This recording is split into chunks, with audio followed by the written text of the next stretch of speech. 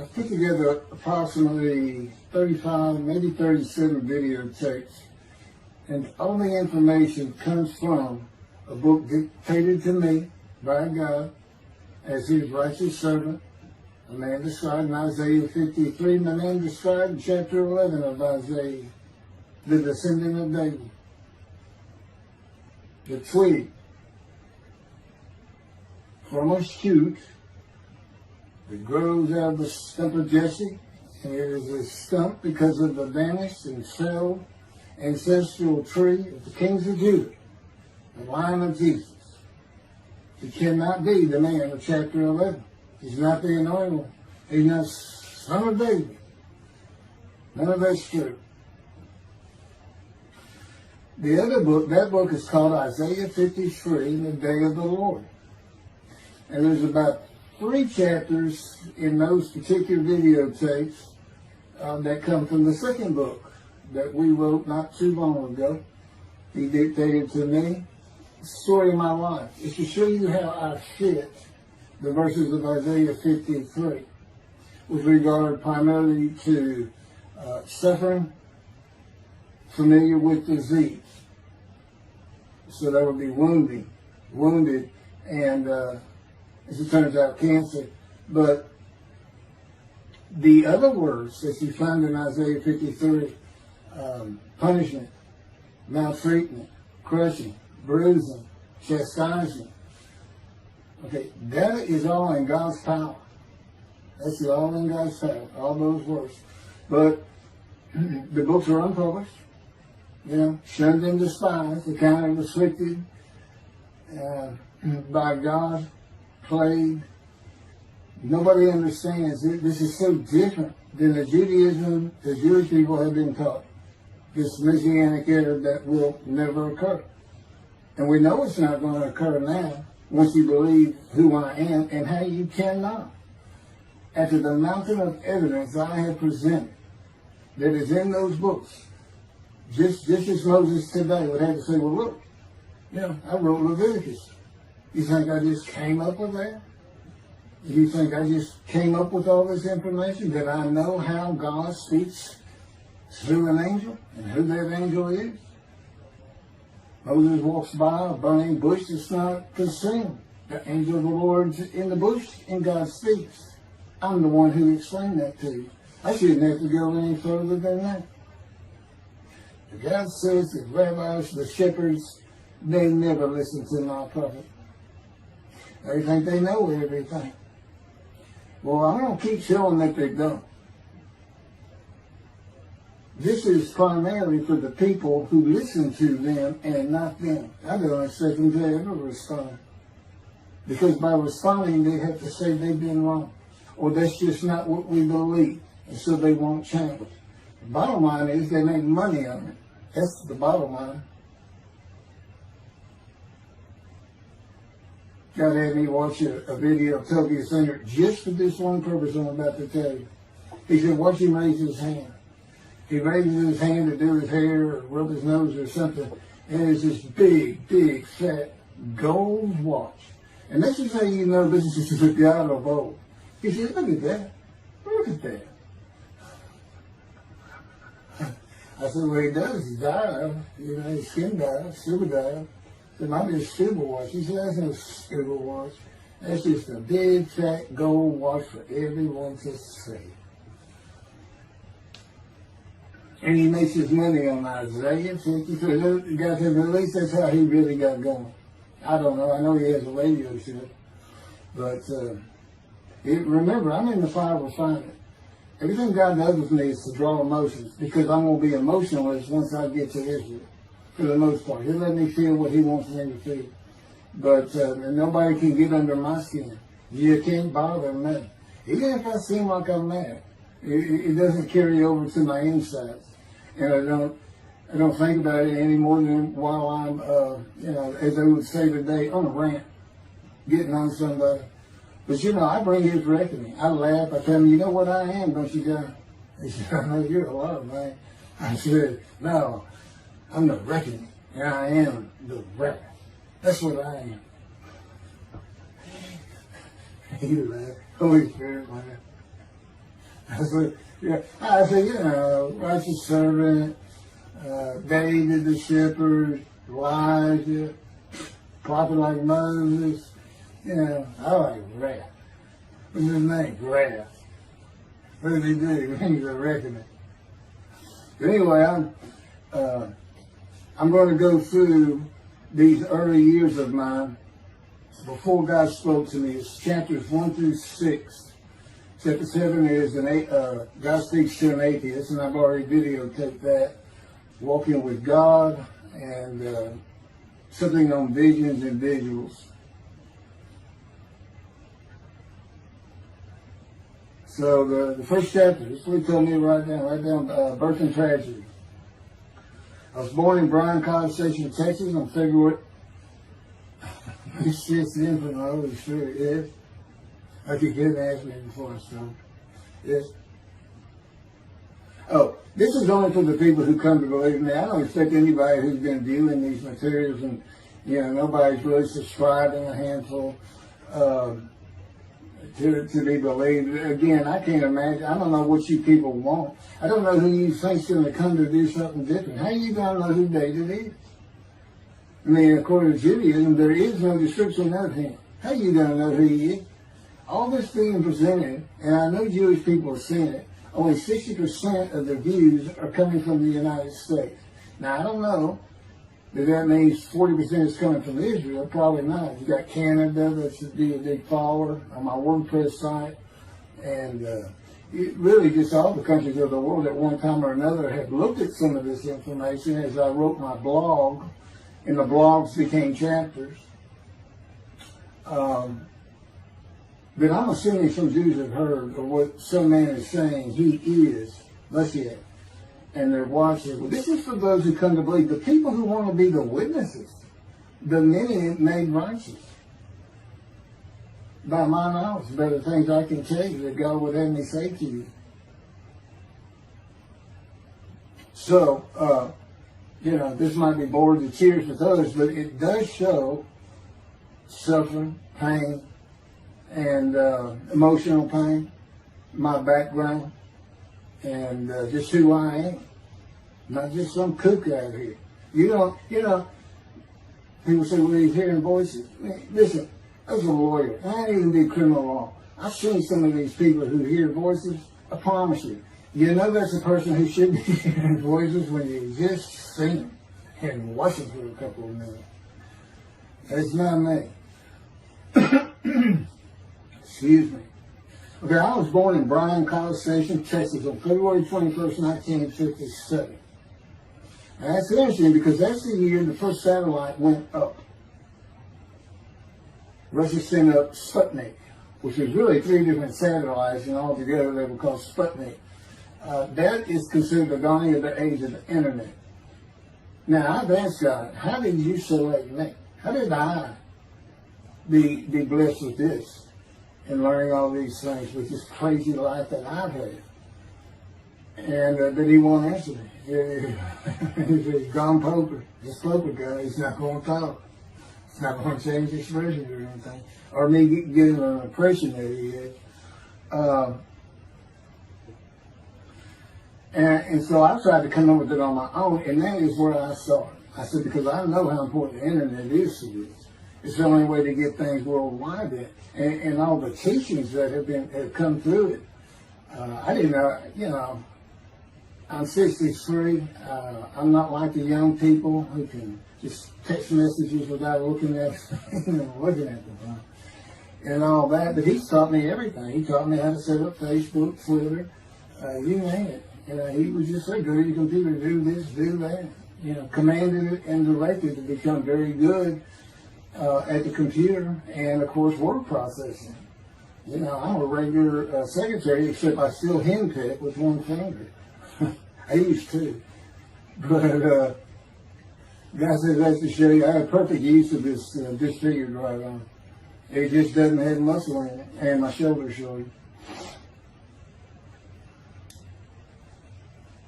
Anyway, I was born in Bryan College, and that's where Texas A&M University is. And my dad was attending Texas A&M when I was born. I graduated from there 22 years later, which is a story in and of itself.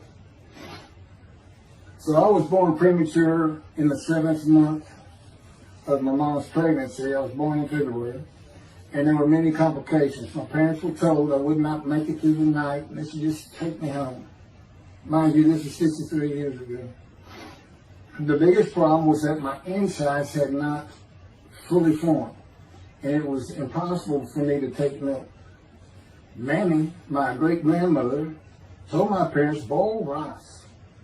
Feed him the rice water. It's got all kinds of nutrients and minerals in it.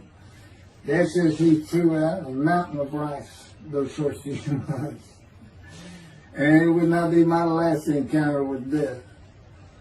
So my dad graduated, and we moved to Metairie, Louisiana. And his first job is an oil and gas geologist. He looks for oil and tries to sell deals to people who can raise money to drill. He gets money up front and a percentage of production once they get their money back. That's what he's done his whole life. And I became, as a lawyer, I became board certified specialist in oil, gas, and mineral law because I had found it so interesting. As a young boy, I became interested. But he rarely had time for us. The other part, I said, okay, well, I was born with the dawning of the internet, so he's got a selection process for 57. And I come from a dysfunctional family. Lots of drinkers, lots of fighters. And on my mom, her grandfather committed suicide. It's tragedy. Earthly tragedy. In the Great Depression, he lost everything. He owned land in what is now downtown Dallas. But then when she was about 4 or 5, her mother went down to the Market Square in Crockett, Texas, small East Texas town. Everybody has the courthouse in the center of town, and there's streets on either side with stores. She went to the hardware store and purchased rat poison. She hadn't gotten hardly out the door when she opened it and took it herself. Died right there on Main Street in the middle of the day in a little small town. I don't know how long that would have been. My mom's 85 or 6. She was 4 or 5, almost 80 years ago. So I'm sure it was quite an event. And her dad took her and her sister's about 2 years older, to Metairie, and not Metairie, to someplace in Louisiana. But could have been Baton Rouge. And her father became a elevator operator. And you can still find this in Houston when I was at law school. I went to law school downtown Houston, but South Texas College of Law. And at the courthouse, they would have somebody sitting in there on a little stool and with a lever and take you up or down, take everybody up or down. With all the lawyers coming in for the court cases, it was packed. I'm sure they've done away with it by now. But that's what he did. And they found him one day or night.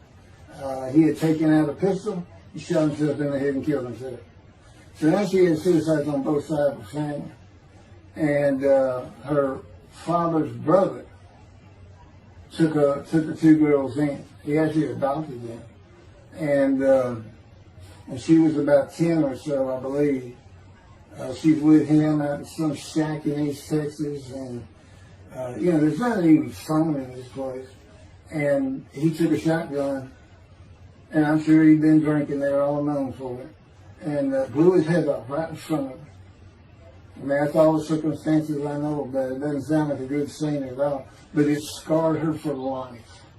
Okay, we've been taking care of her from the get-go. My father amazes me to no end. What he has done to care for her. See, they knew that was his sweetheart. Eventually, now at 10 years old, that's who he married. And they're both from Crockett, Texas, small town people. I still take care of them. They've taken care of me for 10 years. Got to me from society. He made me quit law. terminate my law license in Hawaii and Texas, and took me into poverty. I've been in poverty for 13 years until I just now filed for Social Security early. But I give them more than 90% of it to make up for everything they've given me for 13 years. While I'm in God's fire of refinement, learning everything I need to know. And I have learned much. There ain't any question.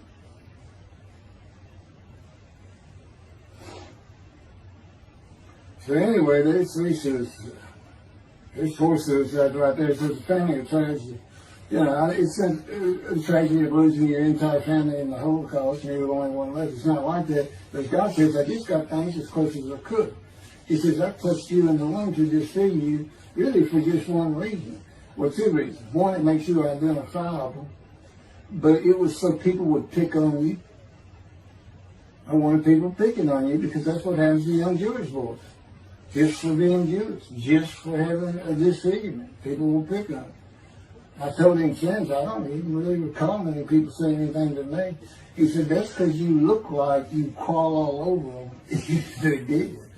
And I did. I was always just say something, anything. It's just the way I was just angry inside.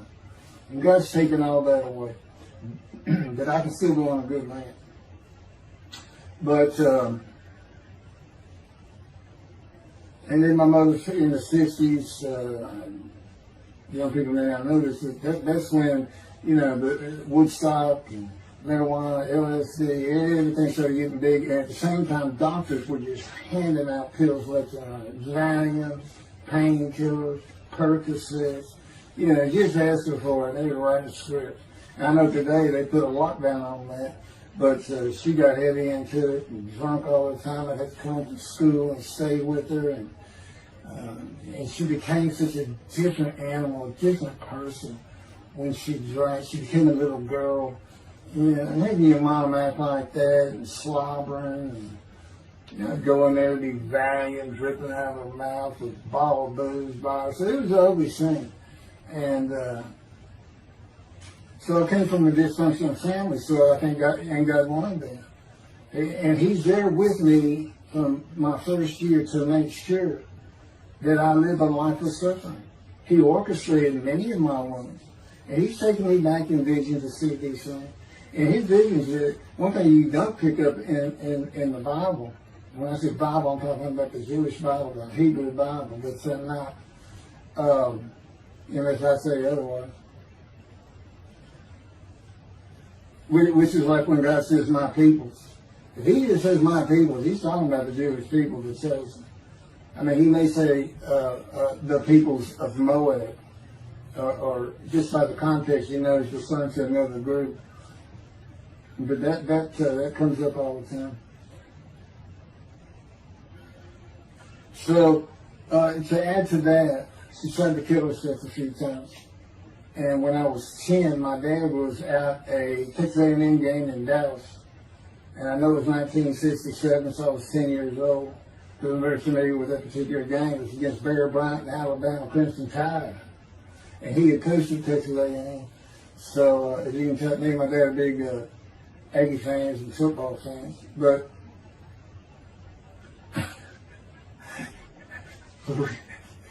I had to share with you to see those games in Israel. Somehow my paycheck was like, he said, we'll get it. That's the Holy Spirit. We'll get it. He's so funny. I don't know where my sister and brother were, but I heard some noise and I went down about 1 or 2 in the morning, and our stairs curved, and there was a little bay window cut out, and I looked down out into the living room, and she's laying newspapers on, and just sat there watching. Didn't know what to do. And she got down that paper and took out a butcher knife, not a razor blade, a butcher knife, and opened her wrist up. And this happened again years later when I was in high school. She opened her elbow up, and that was god awful. I don't know. But before she bled out, my dad opened that door. I sometimes think she knew he was going to be there soon, would probably save her. But it didn't look good, and I hated myself trying doing something. Maybe that's why I was so angry. Anyway, because I didn't do anything, I just sat there. I couldn't move. I don't know. I don't even know what I was really thinking, really. But I tell you what it did is it told me how much her uncle blowing his head off must have done to her. That must have really hit you. And I had nightmares my whole life. But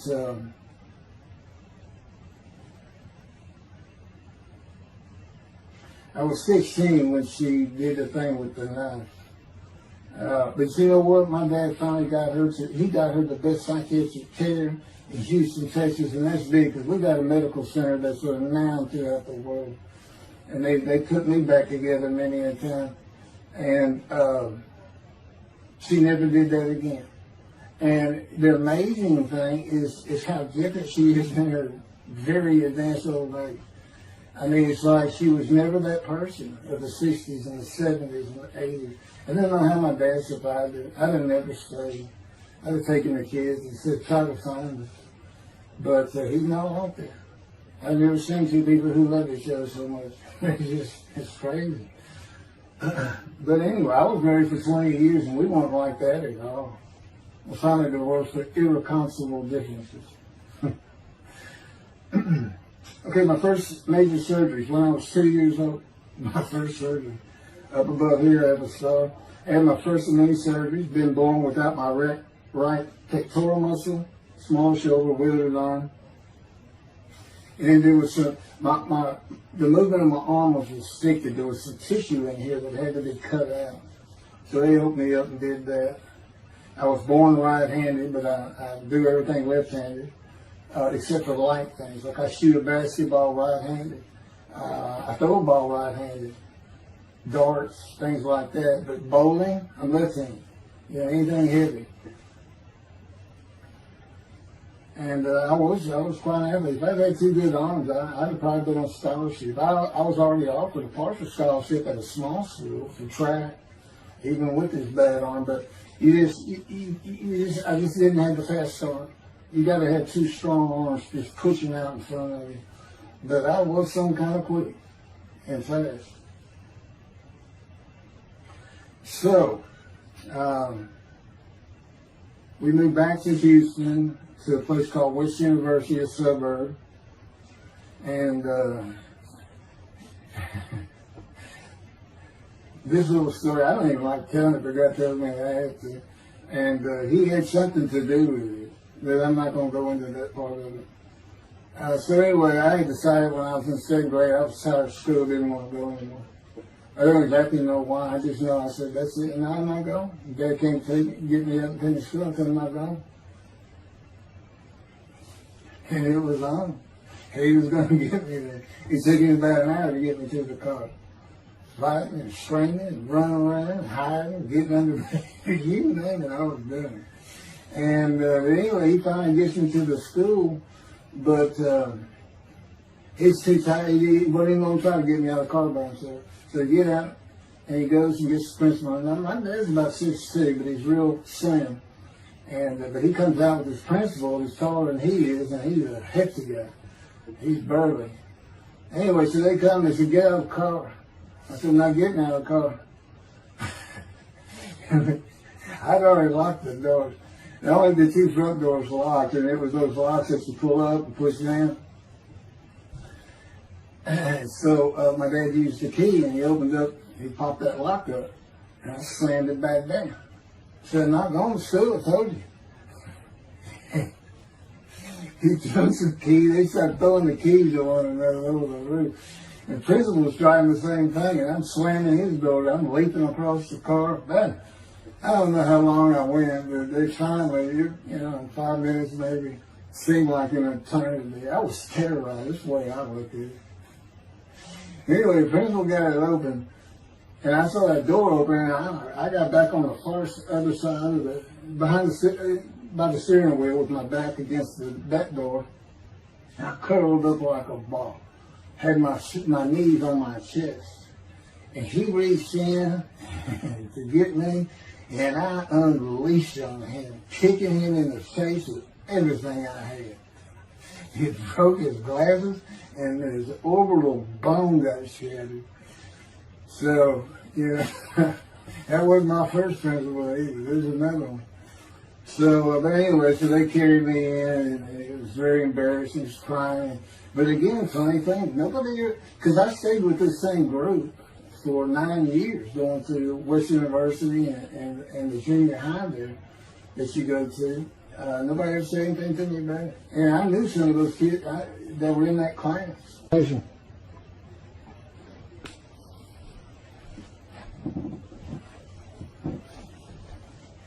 My camera only goes for half an hour. I can see on the screen that I have point towards me that when it runs out, I have to turn it off and turn it back on. But anyway, that ended my fight with my first principal.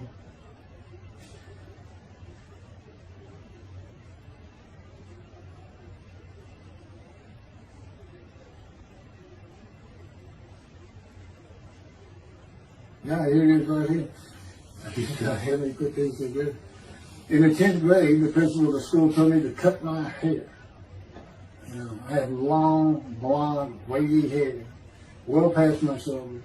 Again, this is, I graduated high school in '76, and this is in junior high, so it's in the early '70s, but it felt like the '60s still. And I kept in a ponytail. It was neat. But it was a school-wide policy. I think I was one of the last people to cut his hair. I was hiding all the time. I was always on the alert for the teachers that would turn me in. But I went and got it cut. I told the barber right at my collar. Sat there in the chair, cut it right at my collar as I was instructed to do it. And then I was commanded to return to the principal's office. And so I presented myself to him. I sat down in a chair in his office, and he gets up, walks behind me, and grabbed me by my hair, back of my head, and jerked my head back fast. And said, "It's still over your collar."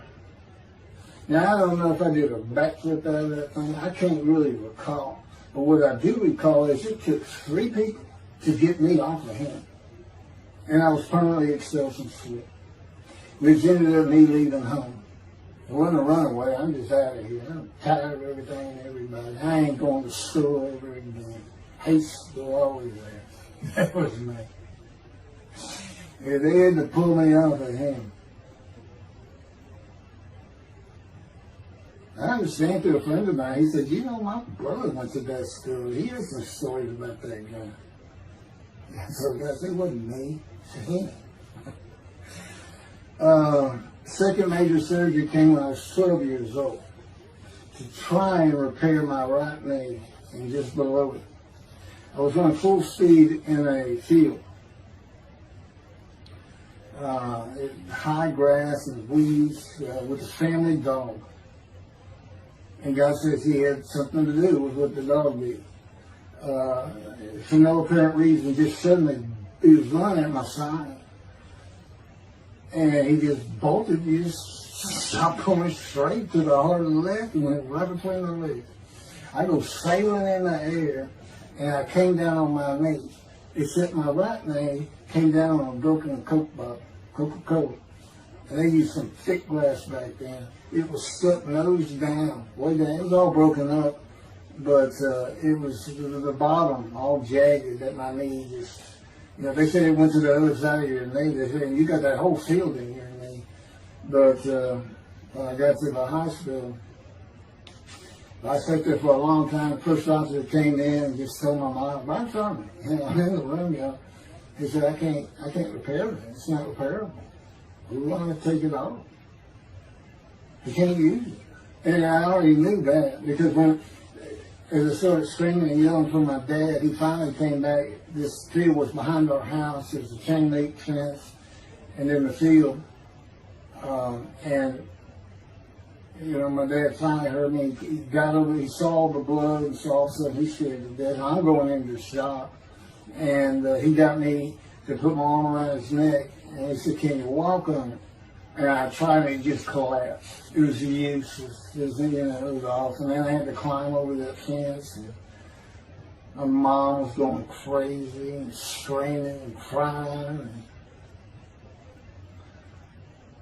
And he had to go take care of her. I'm sitting in his bathroom, my leg all opened up, and I'm just getting sicker and sicker. Nauseated, scared, I was a cripple. And but anyway, they get me down to the hospital.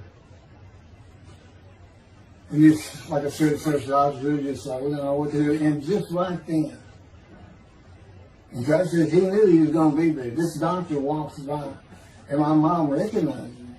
And she goes, Dr. Kane. And she runs out the door. Well, this is Dr. Kane. Her mammy that I mentioned earlier, in her old age, very old, maybe been in her 90s, I don't know, late 80s, but living with her sister, broke her hip. And this doctor repaired it. This is a long time ago, people. Repaired it, and she actually walked again with a walker. I remember. But that's who this doctor was. And she said, my son, they're going to take his leg out. You've got to come look at it. And this Dr. Kane actually became the medical doctor for the Houston Oilers. He repaired many in the before and after me. I guess that's what he specialized in. But he was at the hospital just to do rounds. He wasn't dressed for surgery or anything. But he came in that room, and I mean, he was livid when he looked at my knee and knew how I'd been there for like 5 hours at this time.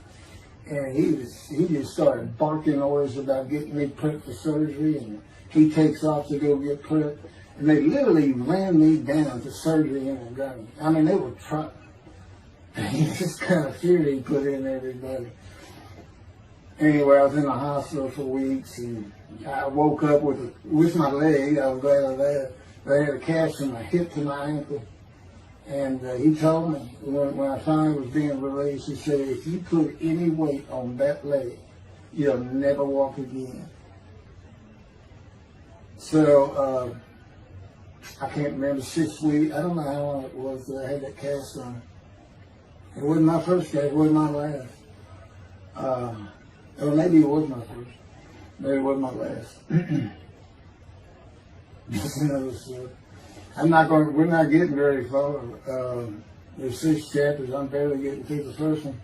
But what I'll do is I'll just do 6, just like I did with Isaiah 53. I did 6 or 7 videos, 7 I thought, but then I joined them all together and put it as one video, the definitive commentary of Isaiah 53, which comes straight from God, by the way. I mean, you can contest what I'm saying all you want, but it makes perfect sense. For the first time, Isaiah 53 is explained. And I have not become the smartest religious Jew in the world who can see that, and what the wounding and the punishment, everything's about, and how it's really, in some ways, a snare for the Gentiles for the day of the Lord. Because he knows he can take me and just decimate any argument they want to put forth. You know, in particular, I'm blemished. I'm the Antichrist. In that I am the exact opposite of Jesus Christ. Okay, he's so smart, he was keeping the synagogue at 12. Supposedly he was a perfect, beautiful man. I'm disfigured. Yeah, I'm not bad looking, but I'm not, I'm not Brad Pitt or anything. Anyway, it's sin, I wasn't a habitual sin. I was a good person. I was good to other people. I was very compassionate. I said there was already a lot of humble in me. I didn't laud myself and the things I could do over others. Like being the fastest guy on top 5 at school and the fastest in the neighborhood. I didn't brag on myself. But as he took me back through my life, and informed me when things were sin, it just seems like I touched on all of it.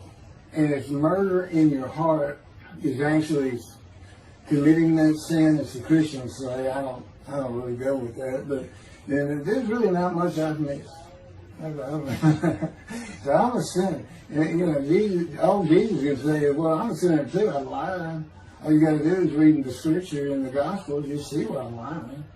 That's easy. And I came from the banished line. I thought I was the man of Isaiah 53. I thought I was going to be exposed to death, but given long life. This is what he would tell you if he was here. He said, but you know what happened? They crucified me. And on the cross, I realized I'm not that man. This is an exposure to death. This was like a sure thing. Father, Father, Father, why have you forsaken me? That's Jesus Christ saying, I'm not the man of Isaiah 53, and I just figured it out. That's what that is. Has God sometimes. You sure you didn't have that written? Why on earth would they write that down? They forget about it. They were just thinking me. That's what it's about, Christians. They got their way. They can explain that being counted a sinner means he got crucified with the sinner beside him being crucified on each side, left and right. So there's three of them, so he's counted a sinner. Okay. You know, it's supposed to be the scripture. Don't be able to find a person to do. You might tell Judaism the same thing. You know, this is to find somebody. It's not the people of Israel. They're all kinds of people. Now, we're looking for a guy so God can have a Moses. Why? We have a new covenant. Why? It's the day of the Lord. Why? Jeremiah says so. That's why. It's so easy. The lamb blooms again. Okay, and he's coming to covenant friendship with the temple. So the lamb blooms again at a time when there's no temple. Jerusalem's going to be rebuilt. It's a metropolitan today. This is no Jerusalem of antiquity. The old city might be too big. And I'll make a new covenant with you. I will forgive all your sins and remember them no more. That will cause Torah to be written on your heart. It's a metaphor. When did he do this before? Oh, that's right. Assyrian Babylon exiles. Isaiah was right before. God said, I forgive your sins, remember them no more. They became a holy city. What did they do? They built the second temple. What are we missing? The third temple. This is so easy. So it is the day of the Lord. There's any question of that. I'm just telling you it started with the Russians. Hello, Russians. And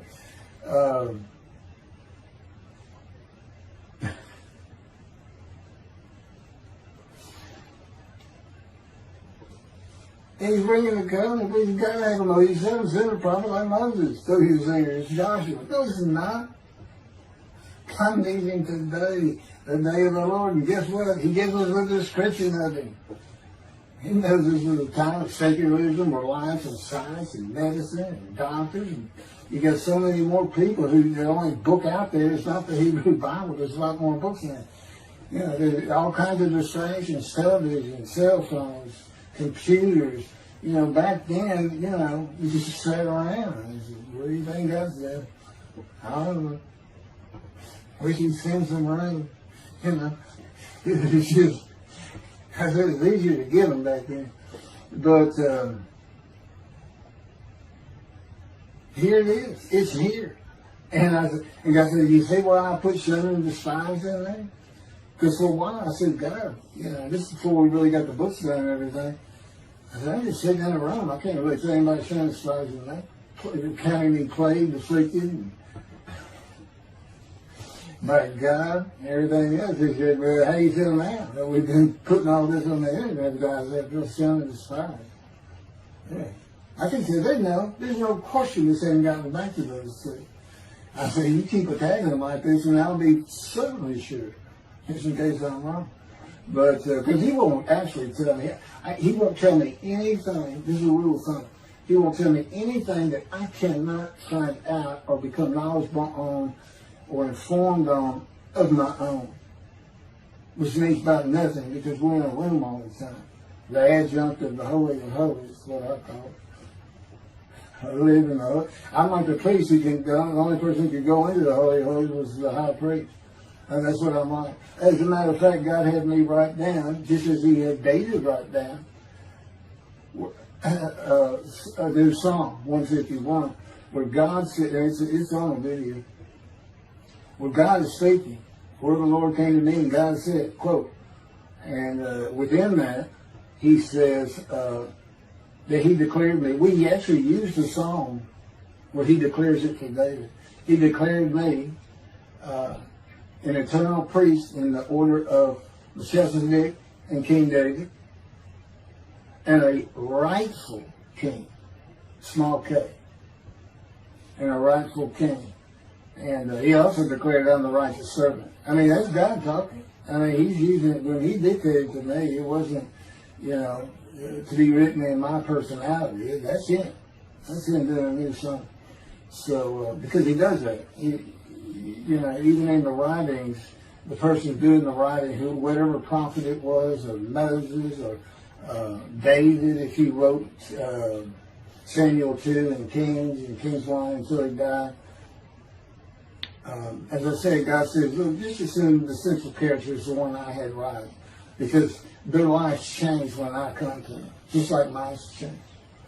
This is not anything I could have ever conceived or even bothered thinking of. I had never read the Bible my whole life. If he hadn't told me, we're going to the bookstore and get you a Talmud. That was 13 years ago. And my answer was, what's a Talmud? I didn't know anything. And look at all this knowledge. But this is it. This is the only power he's going to use in creation. He's not going to perform miracles. He's not going to have me performing miracles. And he's not. He said, the only power I'm going to use is on you. What I can get you to do. He said, I can take a Gentile Texan and take him to Israel and get my temple built. Okay. He said, because that's what you say to God all the time. Okay. And one night, I hadn't even read Isaiah 53. He didn't come to me and just say, offer yourself for guilt. I crushed you with cancer. It was me that did. That's not, I wouldn't have known what he was talking about. We finally get to Isaiah a couple of years later. He said, keep reading Isaiah 53. I said, okay. And so I read it. I said, okay, finish it. He said, who do you think that is? I said, I have no idea. I can barely read it. I didn't know what it's saying. I said, I think these two verses ought to be up here. I said, you sure nobody messed with this thing? He said, nobody messed with it. It's just how I had Isaiah right. He said, that's you. I said, oh, okay. I couldn't help it. Good luck convincing anybody. I can't even tell what he's saying. He said, before we get done, and he's right. I've been over that thing so many times. From my original version of Isaiah 53 that he dictated, or told me how to put together, but every sentence, every word is, we've changed it up and added things. I've learned things. Like I didn't know about the chest of devotion. I didn't know why the angel was leaving early in Malachi 3, but I do now. And all that would cause an amendment to my midrash on Isaiah 53. And, the book has me, these are all on videotapes now, me and Rashi. Rashi, the first one to come up with this is Israel. And, I look at his answers and I just shake my head sometimes. You should see his answer in Malachi 3 for the angel of the covenant that you desire. There's only a covenant of friendship and a covenant of Jeremiah. And this is his answer. It's midrash, so he just takes a section of the angel is on the way. And it just says the angel of the covenant. And his commentary is the angel that avenges the revenge of the covenant. I said, what does that mean? What are you talking about? God's being funny. He said, I don't know. I said, you do know. He said, well, I'm not telling you. So, God likes to feel as though he's laughing. He doesn't actually laugh. He sends me a perception every day. Or he uses me to laugh. I've mentioned that in a video. Because he can't. He controls my words. I learned that in walking with him. Just one day, I'm talking out loud as we go. I'm discussing man and divine beings as though I had a sermon I was giving or a speech to somebody or a seminar. And I'm rolling, and I can tell he is really making this thing rock. He's taking it from here to here to here. And we're going. And I'm going. And all of a sudden, I use a word or a couple words that I simply don't use. And they're not what my mind was even thinking of. It just came out. And I just stopped. I said, did you do that? I didn't even say, hey, did you just make me say these things? Because I knew he knew. I said, did you do that? He said, I did. He was almost indignant. I did. I said, okay. Anyway, that's where it all started. Now I know. Okay, here's who that is. That's the Holy Spirit. Using me. He doesn't sound like that. But he'll use words like that. So he's getting bored. They like to cut. Let me just say this. This part of God you don't know. It's not all the time. It's sometimes we tend to get kind of silly in here. But, they do things after a while. I'm like, I feel like a kindergarten teacher, and I got two of those kids that you just shake your head at. You say, this is a handful. These two, nothing but trouble. Always fooling around, looking for a laugh. And the Spirit's always working in heaven. There's God laugh, as it were. Again, he doesn't actually laugh. It's a perception that's his emotion. If God has any emotions left, because worrying about other people's pain is not one of them. He made that clear to me. I don't care about your pain. And just saying it makes you mad. He says, see, draw in. And he do this so many times over and over. He says, it's easy because now it irritates the fire out of it. He just started. I said, how do y'all keep doing this? And one day I told him, I said, I got it. Which means it actually came from them. I got it. You never grew up. You never got sent to your room. You never had to climb that mountain to achieve something. Put yourself out there. Nobody's ever hooked you. He said it. I said, that's what it is. You never grew up. That's what it is. Yeah, I'm dealing with the child guy. That's what I'm dealing with. Helping the argument. Then he came down as mean, very serious and mature guy. And I didn't bring that argument up anymore. But that's how it gets to me sometimes. It's an incredible life. For me, I'm not going to get to him. I get to him at the end. I'm getting close to when I got shot. I thought that was a new chapter. I was not. Well, I'm going to put it, this is getting long. Anything over half an hour, we try to stop. Now, my Isaiah 53, 5 hours. But, you have to watch it all at one time, of course. He doesn't hardly let me watch it. Yeah, I don't even watch them before they get posted. He said, no, you watch it later. Because it comes on the TV that he got me. And I didn't know at the time it was going to be, that he was serious about doing videos. And I certainly didn't know about making it a backdrop. He decides everything. He tells me when I eat, when he gets up. I don't sleep hardly at all, 2 or 3 hours a night, and sometimes less, and take a half hour nap sometimes. But I found out I feel fresh. I don't need that much sleep. He said, you're not really doing anything. Why do you need a lot of sleep? And see, that used to make me mad. Now I just laugh at it. Thank you very much for listening. I'll pick this back up on another video, and eventually I'll put these first 6 chapters, just like I did Isaiah 53, because it's a book that he dictated to me. I can't get it published. I'm going to put it on YouTube. That's why I'm reading it. And as I said, if you don't want to listen to it, don't listen to it. But the information that's in these books and in those videos is, that's my proof. And quite frankly, God said, if that's not enough for them, well, that's just too bad. Utter destruction is what they end up getting. They better learn how to listen to proper. See, it's no different than the people back then. You'll say, well, why didn't they listen to Isaiah? Why didn't they listen to Ezekiel? Why didn't they? They laughed at Ezekiel. That's what Rashi says in his commentary. I didn't know it was laughing at him, but just ignored him. Everybody thinks they know it. But in any event, I do know there's one chapter we haven't put in there, and that is recognizing a prophet in a town. It says Moses vouched for Joshua, so he didn't have to be tested. The problem with all that is, and I think why God hadn't had to put it on video, is that they're looking for a seer, somebody who can see the future.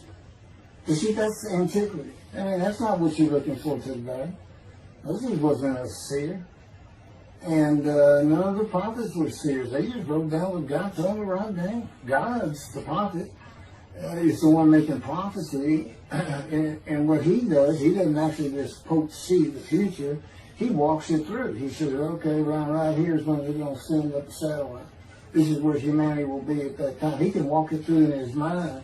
As I mentioned, his eyes, he doesn't have them. It's just his absolute knowledge of all things. He can form a picture of this ring. Me, it's in here. He knows every atom of my body. And it's like he does a vision for himself, a visualization. That's what I call when they put pictures in my mind. He says, and he puts it into the spirit's mind. And they're both within it. You know, the big cloud that just came down. If you're sitting in a room with me, it envelops you. But it engulfs me, it goes through me. My little spirit cloud becomes part of the big cloud. That's why God is in his spirit.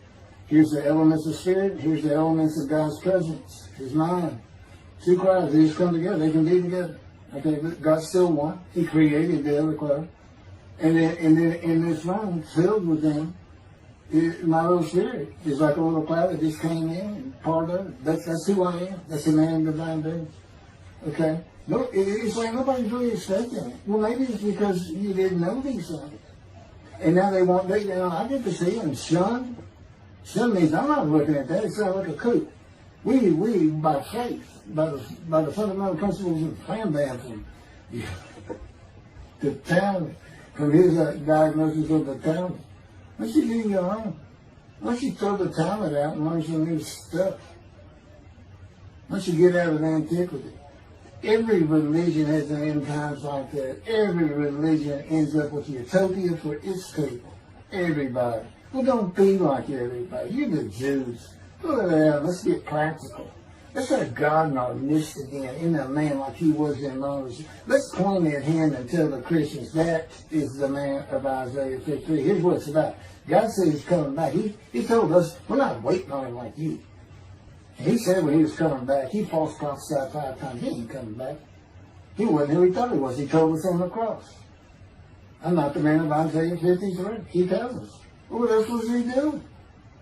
Why did you say me? I'm about to die. What do you think he's talking? What do you think he's thinking about? You're not supposed to die. He thinks he's the man of Isaiah 53. So do they. Which is mind-boggling because I'm the man. And there's nothing about me that says Jesus Christ. Nothing. You should hear me cuss God. I cussed him trying to die. I've begged for death 1,000 times. He said, it's not been 1,000 times. I said, it's been hundreds. He said, well, that's true. You have cursed me more than any man in the history of mankind. And he said, and you did it face to face.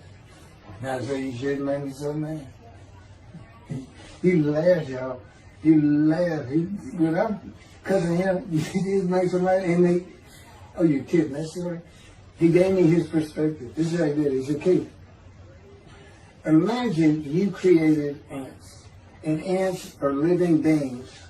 In other words, they can think and they have emotion. Okay, you get a great big ant farm over here in the room. Okay, you decide you're going to get one ant to get all the other ants to do stuff. But you got to get him ready. And you get him ready the way I'm getting you ready. Now, he's mad at you. Right? I said, yes. Yes. He said, now, magic. I'm always laying in the bed. I got a big table. I got a microwave on. I put my computer on. I got a big fan I like to have on. And he said, look over that table. Now imagine that ant got loose. And he is pulled up. And he is standing on the corner of that table. And he is giving you the what for in ant language. I mean, he's going. And he turned around and shaking his butt at you. And he's cussing. And all this. And all you got to do is go bump. And he's gone. I think that's funny. And it is. And that's how that's what it does to him with me. You know, the spirit wild me up. I call him a troublemaker. Trouble. He's so funny. But God's so humorous. There's a difference in their humor. Okay, now that's I'm told that does wrap it up. I'm gonna pick up a gunshot. I guess it was forcing an accident to my knee. They ended up opening me up in between my breast and my pelvic bone, and now it's been 3 times. And eventually, the lung cancer and colon cancer and skin cancer. But the lung cancer is when they told me you should have died from colon cancer. He said, but this is it. We can't treat that. It's too advanced. You're gone. And prepared to die. That was 20 years ago when the planes hit New York. It was the planes hitting New York that got me up off the ground one last time to see one more doctor. The life of God's righteous servant of Isaiah 53, chapter 3, gunshot. Shortly after I recovered from my knee injury, I moved to Fort Lauderdale, Florida. I was not happy about it at all. It turned out to be a lot of fun. I made some great friends to celebrate my 13th birthday. My only injury in Florida was having my front teeth shattered and knocked out, requiring casts, which was more of an ordeal than I would have imagined. We returned to West University in Houston after 2 years. My mom was not doing well at all, and it was getting close to her second suicide attempt. I was back with my old friends and did not have much supervision from home, and I failed ninth grade. I made my own decisions, and I rarely listened to others. After being set back a year at junior high school, I made a few new friends, which led to my next serious injury. My best friend was a Spanish Italian whose father was from Sicily. And he kept a machine gun in a violin case in his office at the restaurant he owned, where his son and I were waiters. It was called the Godfather. My son was the best pool player I've ever known or played with. An absolute natural. I will call him Antonio, but that's not his real name. Antonio's girlfriend was a Jewish girl. I will call her Rebecca, but that is not her real name. Antonio was a Catholic Christian. Rebecca did not practice Judaism, and Antonio did not go to church. I was a confirmed atheist, and we never talked about God or Jesus. Rebecca's father had foreclosed on a ranch about 8 hours from Houston outside of LaGrange, Texas, Fayette County. LaGrange was famous for the Chicken Ranch, which was an illegal brothel that operated from 1905 until 1973. The business served as the basis for the 1973 ZZ Top song, LaGrange, and the Broadway musical, The Best Little Whorehouse in Texas, as well as its 1982 film adaptation. T.J. Florney was known as the meanest sheriff in Texas. In the coming weeks, I would be interrogated by him outside of Shock Room 3 at Dental Hospital in Houston. This is an excerpt about him from an internet article. It was the most one-sided Texas battle since the Alamo, as 100 citizens watched disbelievingly in the dusty little town of LaGrange, their beefy sheriff, T.J. Florney, reached into a black 1975 Continental Mark IV and began to shake by his $300 suit Marvin Zindler, the star consumer crusader of Houston, Texas. That's from People, June 17. Next, the sheriff tore off Zindler's blue-white toupee, waved it in the air, and then finally ground the rug under his cowboy boots. Behind Florney's fury was the fact that on Zindler's last assignment in LaGrange 18 months before, he had filmed an expose, which resulted in the closing of a critical part of the local economy, the Chicken Ranch, a legendary body house. Antonio, Rebecca, and I first went up to the ranch in the summer of 1975. It was a small ranch house and small lakes with horses roaming around loosened pastures. We decided it'd be fun to try and catch one of those horses and go riding. The next time they went to the ranch house was in Rebecca's father's Mercedes Benz. Two-door convertible Mercedes Benz. I sat on the hood of that Benz with a lariat while she tore through fields trying to run down a horse for me to rope. The horses could turn too fast, and we never got close enough for me to rope one. What we could and did do on the next trip was bring guns. A 30-30 rifle, shotgun, and two 22 caliber pistols with holsters. As a backdrop, Antonio and Rebecca had broken up as boyfriend and girlfriend, and her attention had turned to me. I did not believe that caused any friction between Antonio and me, but it should have.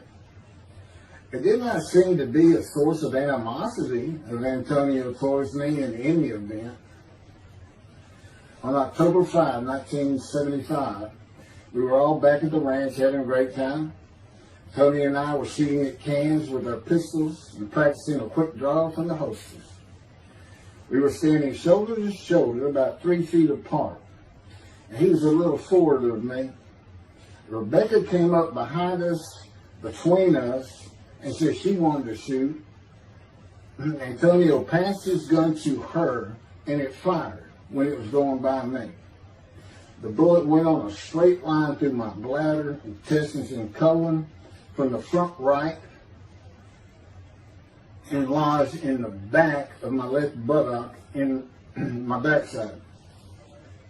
I could see the trajectory in my mind. I fell to the ground, and Antonio fell on top of me, rolling me over and over. I think he was looking for an exit of the bullet. I told him to get me to a car and get to a hospital. Felt like Babe Ruth had swung a bat up between my legs.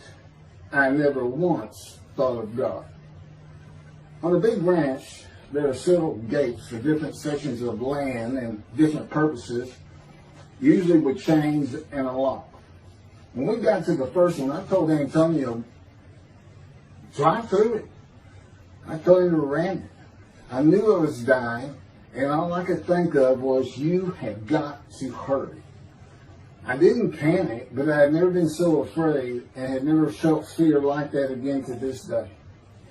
Sometimes I think I have forgiven Antonio for accidentally shooting me, but I had not and cannot forgive him for stopping at those gates. I'm still mad about it. I was seriously angry at him. We got to the LaGrange Hospital before noon on a Sunday. They had to call the doctor to come in. I asked the nurse for something for pain, and she told me my vital signs were too low. That if she gave me a shot of morphine, I'd drop dead right there. It would kill me. No pain medication. The doctor came and looked at me and said there was nothing they could do there. They told me they were getting an ambulance to take me to Houston, Ben Taub Hospital, where they operated on gunshot victims all weekend long and do to this day. It's a trauma hospital. Many young doctors from Baylor University, all around the state. It's a high desirable place to be because you're cutting all. If you want to be a surgeon, you're cutting all day long. I knew one thing with a certainty. I could not pass out or fall asleep. If I did, I would not come back. In an ambulance, I talked to two fellows that were tending to me, as much as anything to stay awake. I asked them such things as what it was like to be married, graduate high school, have a career job, but my mind repeated over and over, you have got to hurry. We arrived at dusk. This happened before noon when I got shot, so now it's getting dark. When the ambulance opened, my brother jumped in to help. My mom was standing by the entrance to the shock rooms in her fur coat. She later told me that since Ben Taub was a public hospital, it might help if they thought we had money. I didn't see my dad, but my sister told me later, the whole way to the hospital, all he could say was, to God, please don't take my boy from me. I had stayed awake for some 6 to 8 hours in awful pain. They took me to shop room 3. It was filled with people giving orders and very loud. On the table, the nurse told me she had to put her finger in my bottom, which embarrassed me. And I raised up like a sit-up and saw nothing but blood rushing from my bottom onto the table. You have to hurry is all I could say. They finished prepping me for surgery and rolled me to a hall in a line of others awaiting surgery. And someone was saying my name, and I opened in to see T.J. Forney, Sheriff of LaGrange. He wanted to know if I'd been shot intentionally, what we were doing at that ranch, did we have permission to be there, and et cetera, et cetera. I told him I thought it was an accident and to leave me alone. I never saw him again. I didn't have to wait long. The orderlies bypassed everyone in front of me and took me to surgery. I awoke in a large room with about 10 beds on my side of the room and 10 beds on the other with other patients, and I could hear moaning and crying here and there. It took a few moments to remember what had happened and why I was in there. I fell back asleep, and when I awoke, my dad was telling me he would have me out of there into a private hospital as soon as possible. It was the next day when they transferred me to the Methodist Hospital in the medical center where they had operated on my knee, and I had spent weeks there. I had a hose with a bag coming from my bladder and a colostomy, an opening called the stoma, which is your intestine on the outside of your abdomen, with a bag over it for going to the bathroom. I was out of danger from dying, but still very weak, and I needed to gain some weight. The track team was already getting together, running distance and cross-country workouts provided by the coach, preparing for track meets in the following school semester. I lived about a half mile from the high school. The day I got home, I walked to look at the track. It did not seem possible I could get back in shape. I was afraid to cross the roads to the school.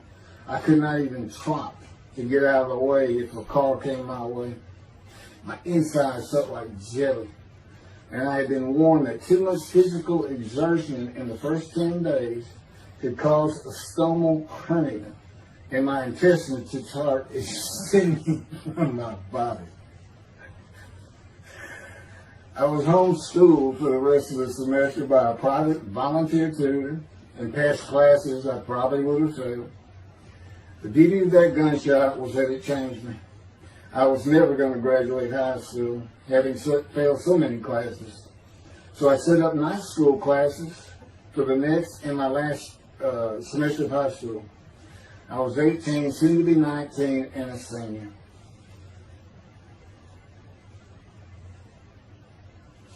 Chapter 4, College and Law School.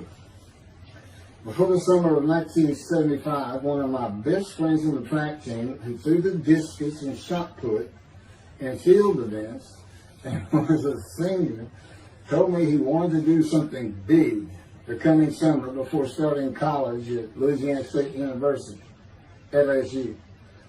I was only a junior and I had no plans for the summer. He mentioned this to me, and I began thinking about how long it had been since I had been to Colorado. My father, who had really good years and many so-so years, depending on how the oil and gas industry was doing. And when I was in junior high school, he had sold some prospects that completed a few wells and had purchased a condominium in Pagosa Springs near Durango, Colorado. My friend's name was Keith Miller, and I called him Miller. He had given me the name of Say Babe. At one of our night track meets, I was running the 330-yard low hurdles, and the last turn was behind bleachers where the officials lost sight of us for a few moments. A runner to my left veered out of his lane into mine and took my hurdle, and I had to slow down and go around it, yelling, "Hey man, that's my hurdle." I wasn't happy. I do not remember how Miller knew what I had yelled, but he was probably on the football field inside the track working on shot putting discus, watching me run and hurting me. I did not really know him very well at this time, other than he was a popular senior who knew everyone, in stark contrast to me. On the following Monday, I was walking down the halls between classes, and coming in the other direction was Miller, though I did not see him. Then as he was passing me, in a loud voice, loud enough for everyone in the entire hall to hear, I hear, "Say, babe, that's my hurt." Hence, say, babe. That began a really good and fun friendship, and I got to know the class I should have been in if I had not failed ninth grade.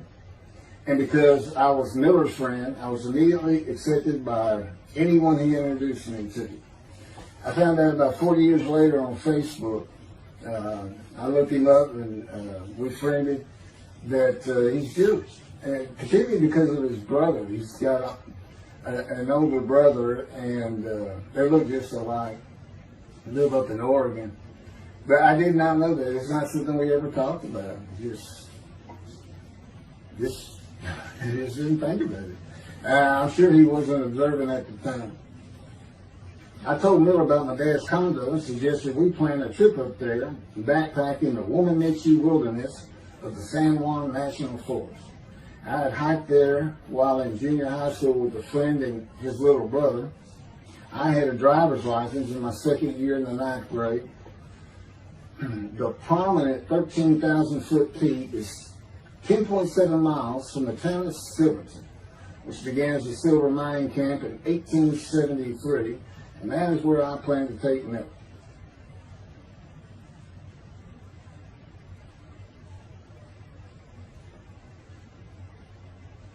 So Miller and I take off. We use his car. As I said, he was getting ready to graduate, and his dad bought him a Toyota. Can't remember the name of it now. My dad's condo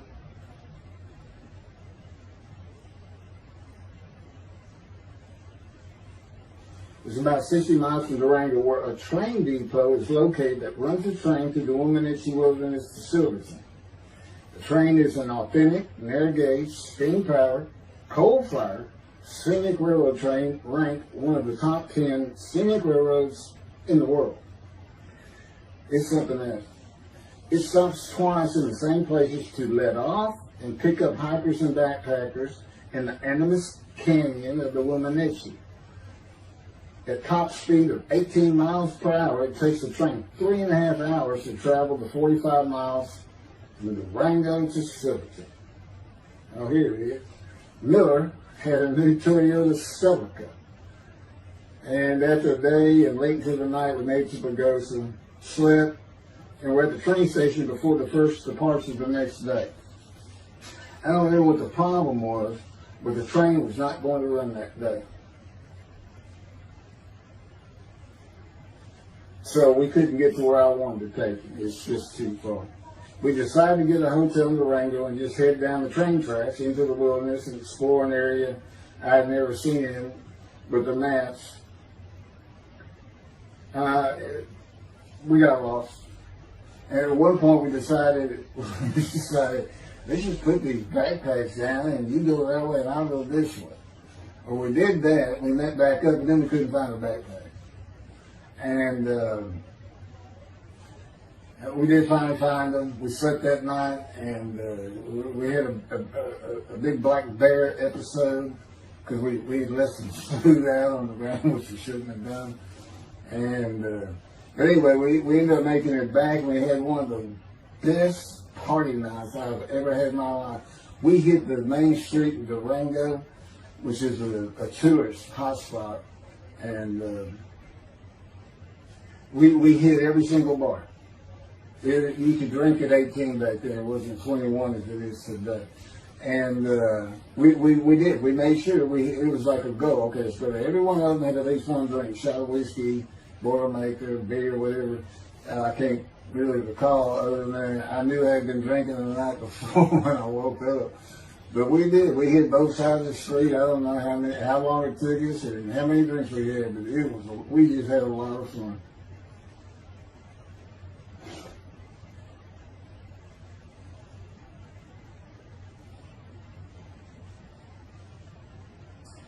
Okay, I'll be coming to chapter, I guess it's 4.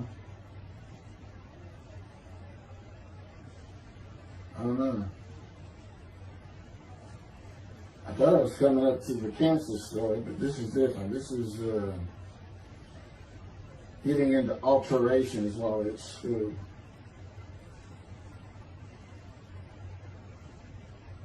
So anyway, I was shot on October 5, 1975, and by early December, so it was October 5, and then in early December, they I had surgery again to put my intestines back together, which was, you know, it was dicey. You know, they kept telling me, we don't know if we can reattach. You know, there's people like Bob Hope lived his whole life with one of these stonal deals. And it's just a horrible thing.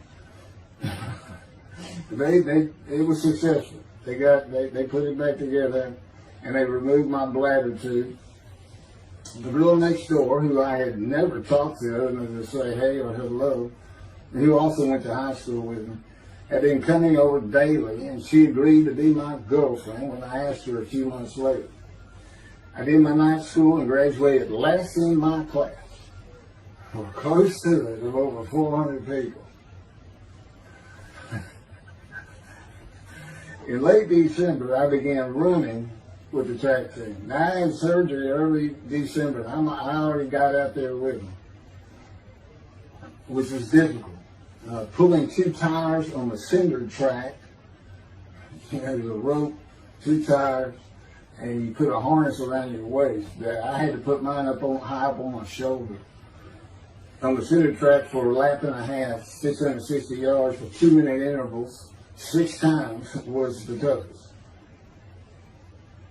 My speed and quickness were still there, but distance running and my endurance, it took quite a while to come back.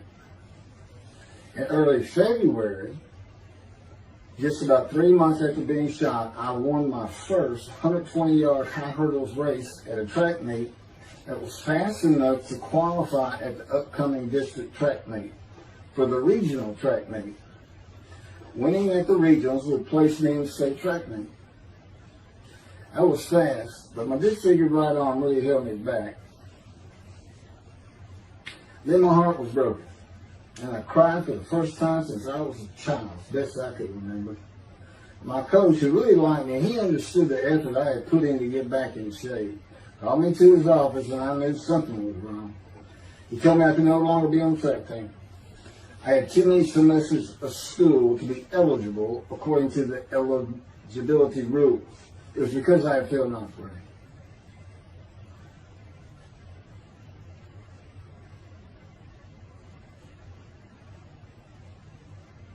And of course, I had no one to blame but myself. Skipping school all the time, just not trying or caring about learning was why I failed. I was not lacking in intelligence and common sense, as many people thought of me. I could and often did read a complete science fiction paperback book during the school day. One day. I get them from my brother. I just sat in the back of each class and read my book, and the teachers always left me alone. I also was suspended from school a couple of times for fighting. First fight was in the gym in the bleachers, with the principal on the floor telling us the do's and don'ts for the second semester of the 10th grade. This is 2 years before I was shot. I found out he already knew me by name, and I had never talked to him. The second fight was with the same guy, but this time we took it across the street from the school. He had about 10 of his friends, and I, being pretty much a loner, I had none. They were African American, bused into school from neighborhoods far away. And I just didn't understand them, or know why they even talked to me with words I did not get, like word, or say, man, can I hold $1?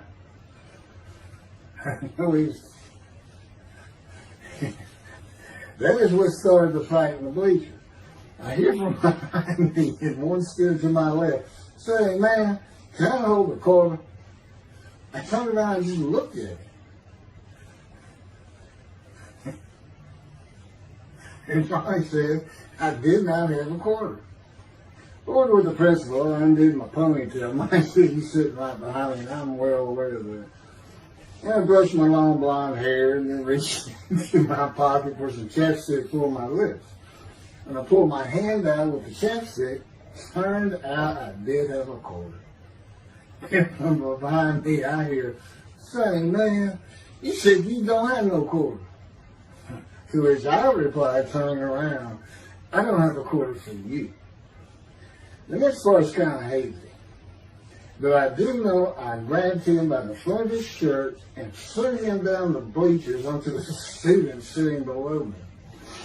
That is when the principal yelled my name and told me to go to his office. The next day, the guy and his friends were waiting on me when I got to school, and we fought across the street. The principal had told me not to get into any more fights, and this is what I got suspended for. I remember being in, after my suspension, being in the men's room smoking a cigarette in a stall, and a group of African Americans came in, and they were talking about the fight. What I remember was hearing, "That white boy went Muhammad Ali on him." My favorite fighter. I even saw the Ali-Foreman fight in Kinshasa there, live in Amsterdam in 1974. And some of my best friends in high school were African Americans, mostly on the track team where we could get to know one another. I still had run-ins with the general population of the African Americans, who everyone just called blacks back then. I never used the N-word and thought they would help themselves a lot if they stopped using it. Mostly I think they were angry at being bussed in from neighborhoods far away. In fairness to them, white kids did not seem to like me much either. I looked young even for my young age, and with my long hair, about 6 to 8 inches past my collar, I looked kind of girlish, and many people said that to me. One day a friend of mine told me what it was to him. You never smile and seem to be very angry, like if someone looks at you crossways, you're going to come after them, daring them to say something, like you want to fight. My next suspension for fighting began in middle shop, and it was all my fault. There's not a big deal with that.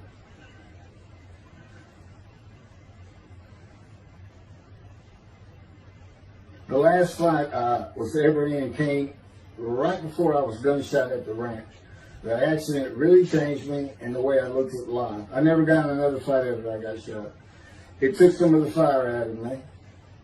My longtime friend from junior high school and I were at Memorial Park at night and walked down a train track that ran through the woods, away from the streets and recreation areas.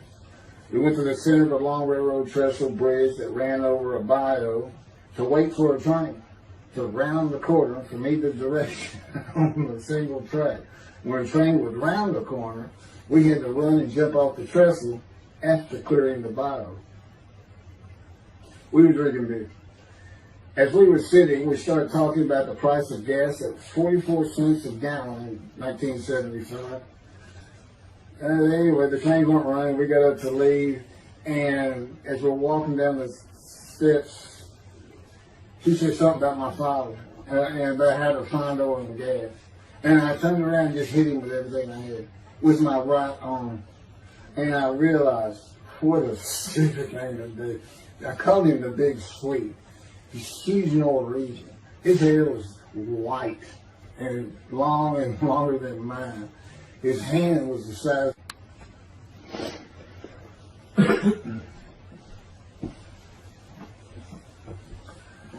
And I had nowhere to run. That was a really dumb part of that. I mean, I couldn't move. I couldn't use my quickness. I couldn't box as I had with the fellow across the street.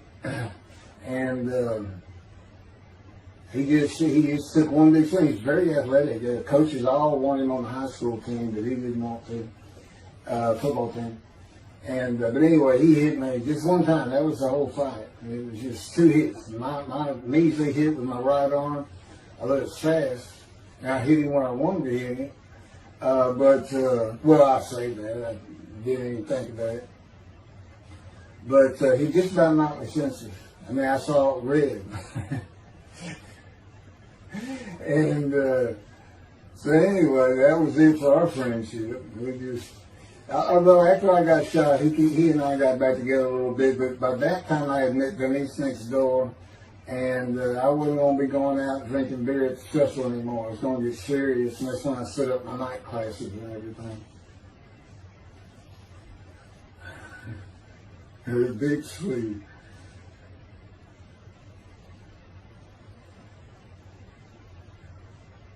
After the gunshot, I stopped seeing old friends, including Antonio and the Big Three, and spent all my time with Denise from next door. I knew I wanted to be someone who succeeded in life.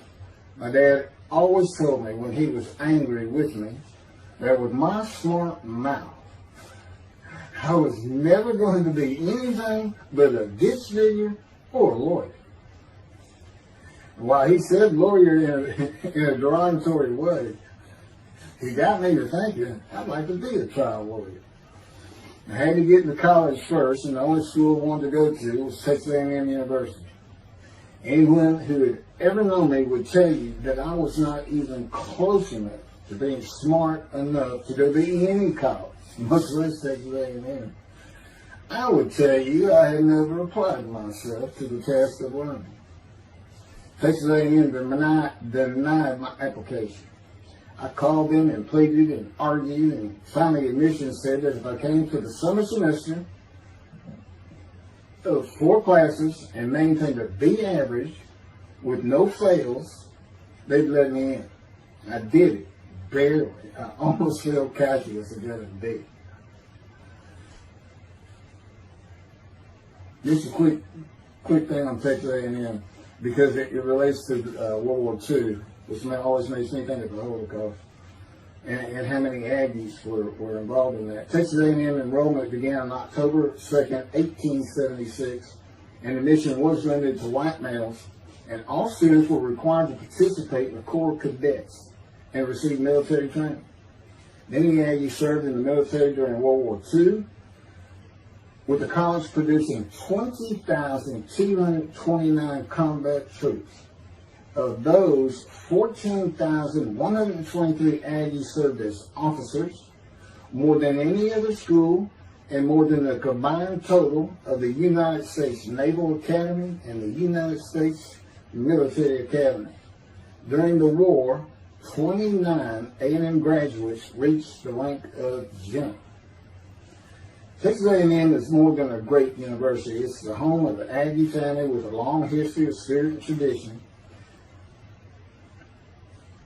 And I'm going to pass through all that. You can read, I got all this from Wikipedia.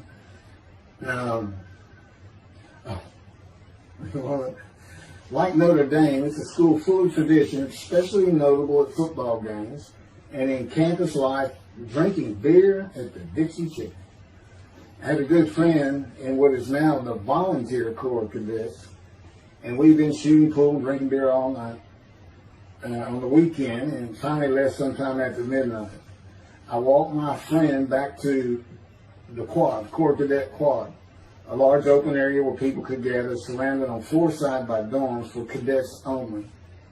And I dropped him off at his room. Before he shut the door, he looked at me, and not for the first time, said, "Want to race?" He's fast. We race anything.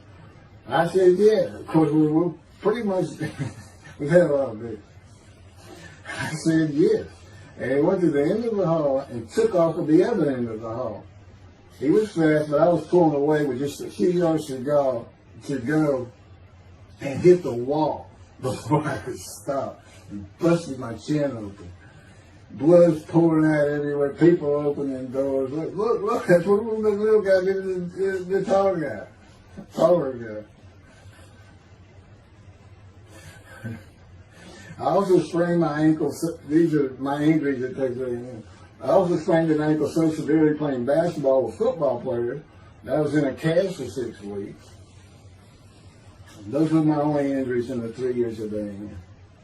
It was the gunshot that changed me and everything in my life. I married Denise when I graduated from A&M in '79, just 3 years after graduating high school.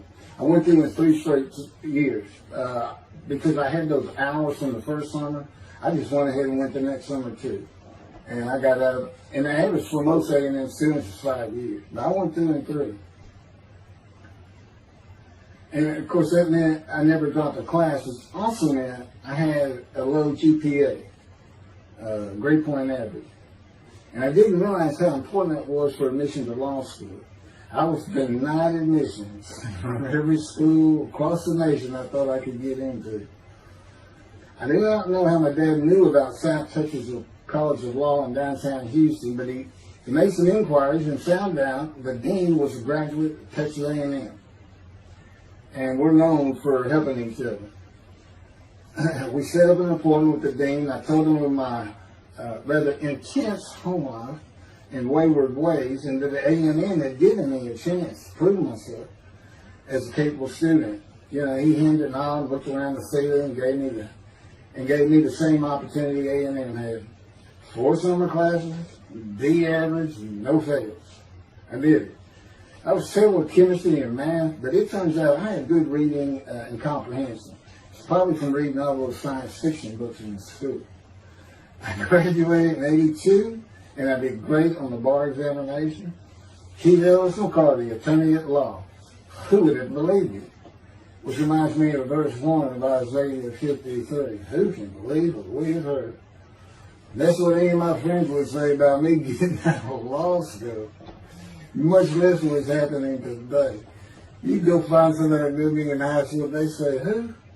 Oh, that can't be true. Get out of here. I know him. Forget about it. Chapter 5. 27-year headache. I'm going to pick up with that on another video. And then that'll be it. I have some general comments. 5 and 6. I'm not sure what 6 is. Yeah, 27-year headache. I'll go ahead and mention God in one of these actions. And I won't say anything about the dog who took a hard left between my legs. It's about stripping my knee, my leg. I won't mention that. Or hitting the big Swede on the track.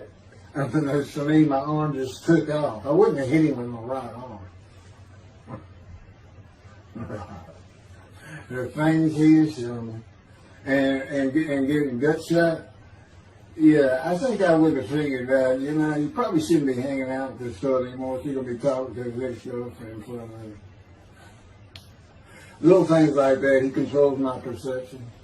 Little things like that in my life to make sure I am the man of Isaiah 53. If anybody thinks I'm going to back off saying that, they're wrong. I have been through too much. My whole life is dedicated to this time, the day of the Lord. As a matter of fact, what about my day?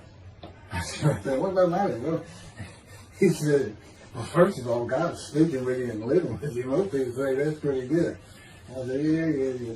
But anyway, here's something he promised me that he lets me check out all the time. And I'm going to put on the screen.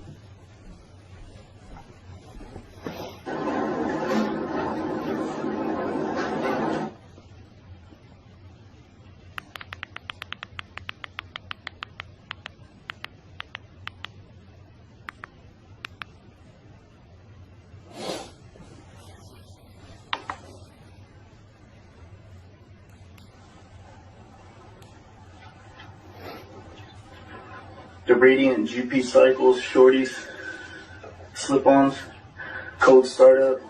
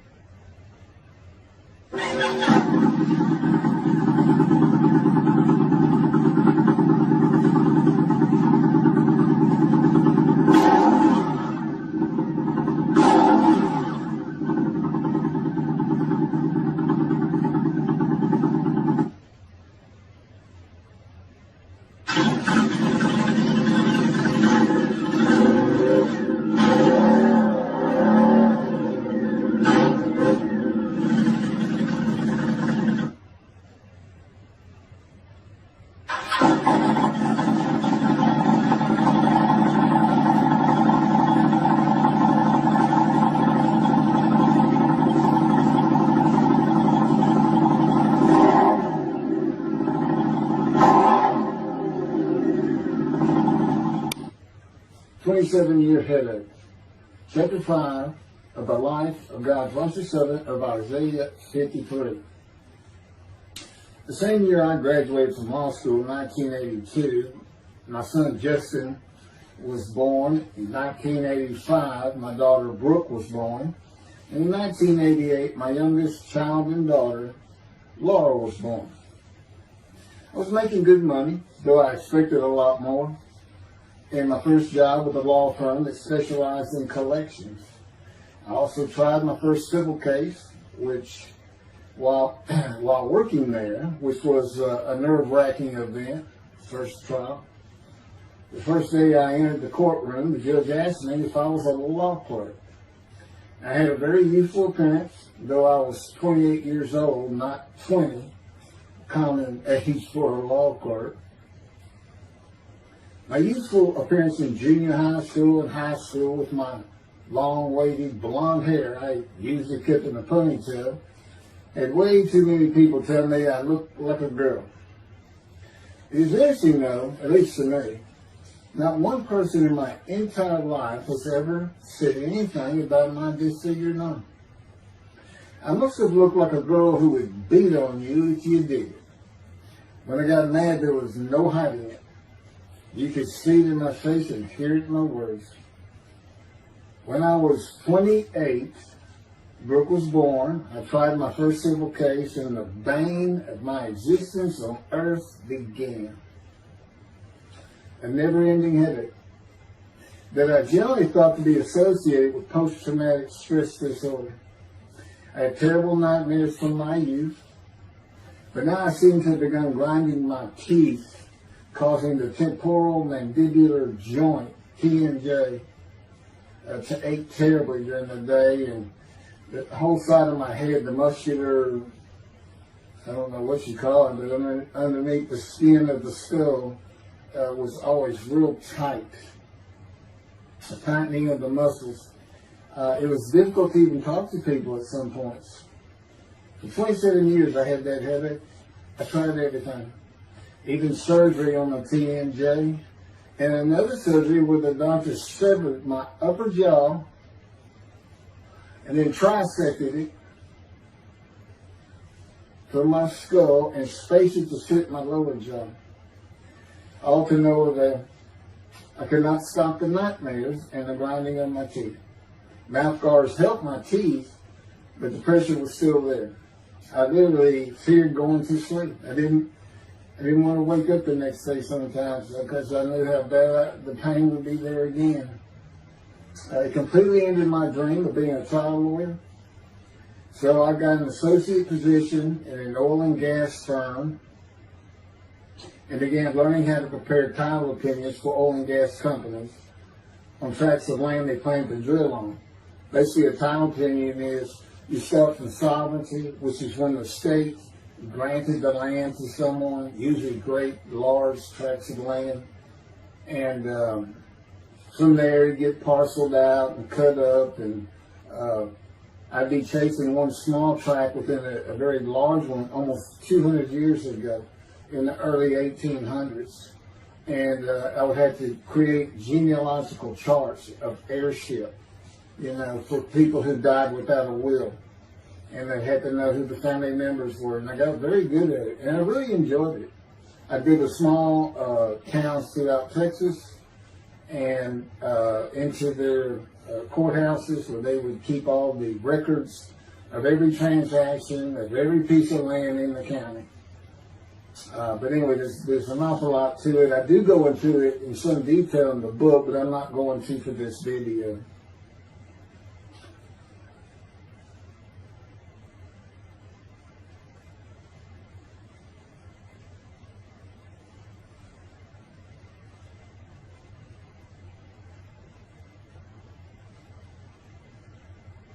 Eventually, I had my own firm.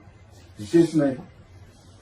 In my own office, and I was doing very well, though billing hours for title work is generally lower than other areas of the law, by the hour.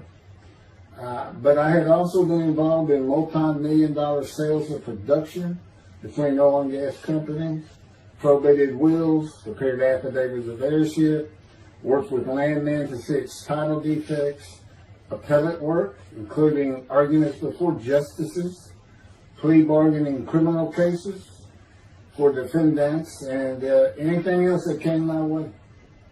Then it all stopped, and once again I was fighting for my life in 2001. This is chapter 6, skin, colon, and lung cancer. Oh, just, God will have me tell you, he gave me those headaches. When he came to me, I stopped having nightmares. He provides my dreams for me now, and often as a learning experience.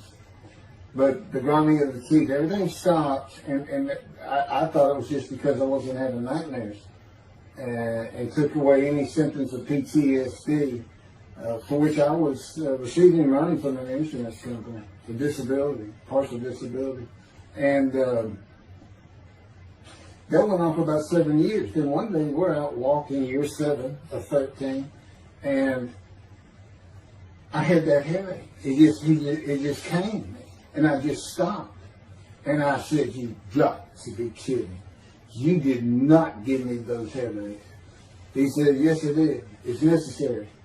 You are considered the suffering servant of Isaiah 53. You had to suffer your entire life until you're suitable for my purpose." And that includes sitting every verse of Isaiah 53. At that time, I finally read it, 7 years into all this. It was about year 2, I think. But yeah, he did. And, you know, I ended up taking painkillers left and right and drinking with it, as so many people do. I was able to maintain, you know, my life, my work, and everything, but it was enough to put the strain on my marriage that I pretty much blamed myself for it. And I told him, I did it. That's the only time I got hot. Disfigure me, gut shot, those things, they didn't bother me. But I said, you know, you hurt my children terribly with that. Because I became a bad father. I mean, I wasn't the father I could be. I mean, they love me and I love them. We don't have any serious risks. They're off living their lives and they're all doing great.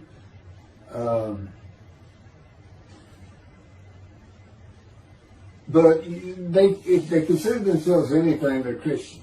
And although I don't think any of them are overtly religious, or that they're in church every Sunday or anything like that, but you know, when I started going to the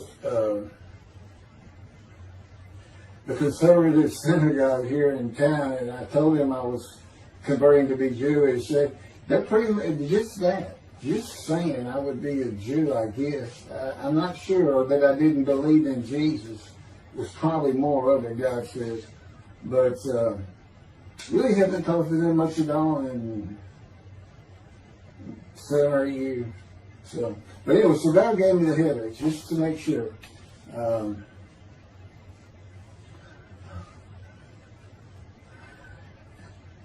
Anyway, I was married to Denise for 18 years, and we divorced in 1997 for irreconcilable differences. We agreed that she maintain custody of the children. The first to leave was Justin, and he came and lived with me. Then Brooke started getting in trouble, who is as tough as she is beautiful. Her mom's very difficult to get along with. Justin was a lot like me at his age. Trouble followed him everywhere he went. Like me, he was hard to talk to, and like me, his getting out of high school was a coin flip. He's doing great. He learned the oil and gas landman business, and I helped him out as much as I could, and friends of mine helped him out even a lot more. And he's very successful now. Married, no children. Laura's married, no children. She's got a great job. And Brooke is married with 2 children. I have 2 grandchildren. Long life, see his children. You'll see what I'm talking about, long life, when I get to lung cancer that God chose to crush me with. Something had to be done, and to make matters worse, Denise had met a man, and they were going to get married. But he didn't want Brooke. to be part of their new family, or Justin for that matter. He wasn't going to go stay with them anyway. Now, I had 2 of the children, and she had 1, but all still in her custody according to the divorce decree. So anyway, I stopped paying child support on those 2. But had not gotten around to the proper revision of the divorce decree when I took Justin and Brooke with me to live on the Big Island, Hawaii. Laura came with us to visit for a month.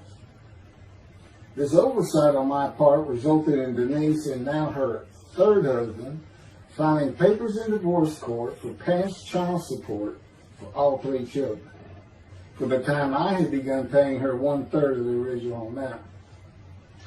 I represented myself. I had 1 contempt of court and was locked up for a day, but I never had to pay that money. By verbal agreement, I sent Laura back exactly 1 month later. I could not leave her out, and I wanted her to see where her brother and sister would be living. They were all so close and protective of each other, and still are to this day. And she was so sad. One of the hardest and emotionally painful things I had ever done was put her on the plane back to Houston. I can't think of anything else. The backdrop to moving to Hawaii was my firm was in dire need of new work. But the oil and gas industry was down. It's always up and down. And my clients were not drilling. A landman I knew called and said his sister in Hawaii, a brilliant eye doctor, but not a good businesswoman, needed help resolving creditor issues stemming from her new offices and equipment purchases. I told him it was a good time for me, as things were slow, and who's going to turn down a pretty expensive trip to the Big Island, Hawaii. So I went and took care of everything without charge, but of course everything was paid for. When I came back to live in Hawaii at the urging of the doctor that I had helped, who did not like the look of an abrasion on my chest, and it had been there for years, I was examined by a friend of hers, and it was cancer. I don't remember what the doctor called it. He removed it in surgery with a 6-inch diameter circular cut, and it was not malignant. I could practice in just about any area of the law, and all I had to do was pass the Hawaii bar exam, one of the toughest in the nation. While studying for the bar, my body, all at once, in a moment, told me something bad was wrong with me. I had been running, swimming, riding my bike everywhere I went, letting Justin have the car, and had been feeling good and strong. In a moment's time, I was weak and sick while grocery shopping, and there was a pain in my belly and my abdomen. I did not know it, but a large tumor in my colon had burst through my colon, and I was bleeding internally. I did not go to a doctor, which I guess is my nature. That, and I did not have medical insurance. Anyone asking for help, asking anyone for help unless things were at a critical stage, such as a bullet wound, was something I couldn't do. There's all kinds of personality disorders. I thought surely it would pass, and decided to just give it time and bear up to the abdominal and belly pain. I continued studying and took the Hawaii bar on Oahu and Honolulu in the summer of 2001. I had lived in pain for so many years from my headache, and passing the bar was so important. I just kept going day by day. Pain was getting worse, and but I kept exercising. It's the only time I didn't focus on the pain. I had always been a fast healer, and I thought in any day it would just go away. I finally could no longer take it. Brooke, it turns out, was in Houston visiting with her mom, and I left Justin at our little, we called it the little green shack. There wasn't much to it. We weren't there very often, really, except to sleep. And went to Houston to find a doctor for diagnosis, staying at my parents' townhome, which is where I'm at now. I had allowed my major medical insurance to lapse using premiums for child support. When things had gotten lame. I just needed someone to tell me what was wrong. I would find a way to take care of whatever the diagnosis was. Early September, I was close to dying, lying on the floor of a dingy apartment of a friend who traveled for work. I could no longer get up to even try and get medical help. And I had not told anyone how bad it had become. Then the planes hit New York. Seeing how grief-stricken so many relatives were on the news, I began to think for the first time how awful my children would feel when they found out how and where I died all alone. So I asked my father, again, talk to me to ask people for things, for the money to pay for a colon examination that had been suggested by a doctor at one of those clinics you find in a strip mall, the only places I could afford. The doctor who performed the colonoscopy finally found what was making me so ill and unable to eat. A malignant tumor 6 to 8 inches long that had burst through my colon and I was bleeding internally. You know, I come out of anesthesia, partial anesthesia, and he's holding this picture, and it's this great big purple blob, and he said, I couldn't get the scope past this.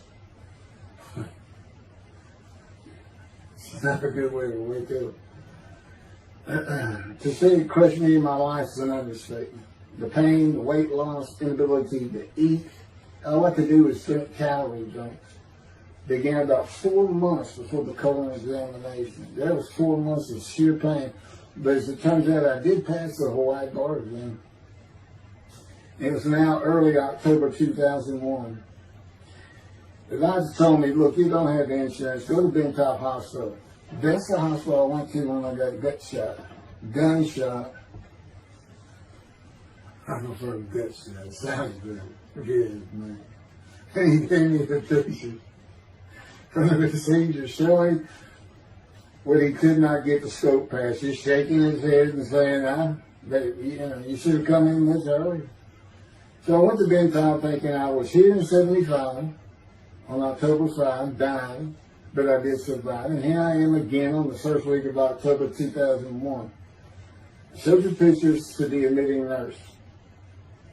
Instead of them sending me to the waiting room, she just looked at me and she said, Mike, this is a public hospital. I mean, you can wait all day long to have a cold check. She looked at me and said, why did you wait so long? And how are you still alive? And I told her, I have no idea. She did not send me to the waiting room, but had an orderly take me immediately to a room. There they hooked me up to a morphine machine where I could hit a button at a time interval I can no longer remember and receive a small dose. I do know I never missed one. I was very depressed. My parents who waited in that line for admittance with me looked so sad and depressed. It was not one of my better days, though I finally had some pain relief. Day after day, I lay there waiting for the next test they would run. It was during this time I received notification that Denise had filed papers in the divorce court to recover monies for the time I was taking care of 2 of the children. That's also when I received notification from Hawaii that I had passed the bar exam. So, Bentop Hospital, what a lifesaver. I mean, young surgeons in like Baylor University, medical schools, it's a prime position to get your hands on if you're going to be a surgeon. Because you're in surgery all day long and all night long, as long as you can stand up. They're bringing people in. It's just a real hot spot in Houston and a great hospital. But it's not a place you want to stay. You really don't. My doctor would come in and be out so fast, I never knew what was going on. He did tell you my previous surgery to my abdomen, where they opened me up from stem to center, complicated removal of the tumor. On October 25, my son's birthday, who was now stuck in Hawaii, They cut me open again and removed the tumor. It was about a week or so later, I was released with a schedule for chemotherapy. I returned to the dingy apartment all alone, and I just stared at the television for weeks. I did, and chemo was so depressing for those who had to go into it. A small room with big chairs for about 20 people who all looked like death, including me. Everyone with an assortment of bags of chemo dripping into our arms for hours. It took about 8 hours before I really got sick from it. And I had to park a long way to avoid paying for parking and drive a long way to the apartment. It was a very gloomy fall and winter.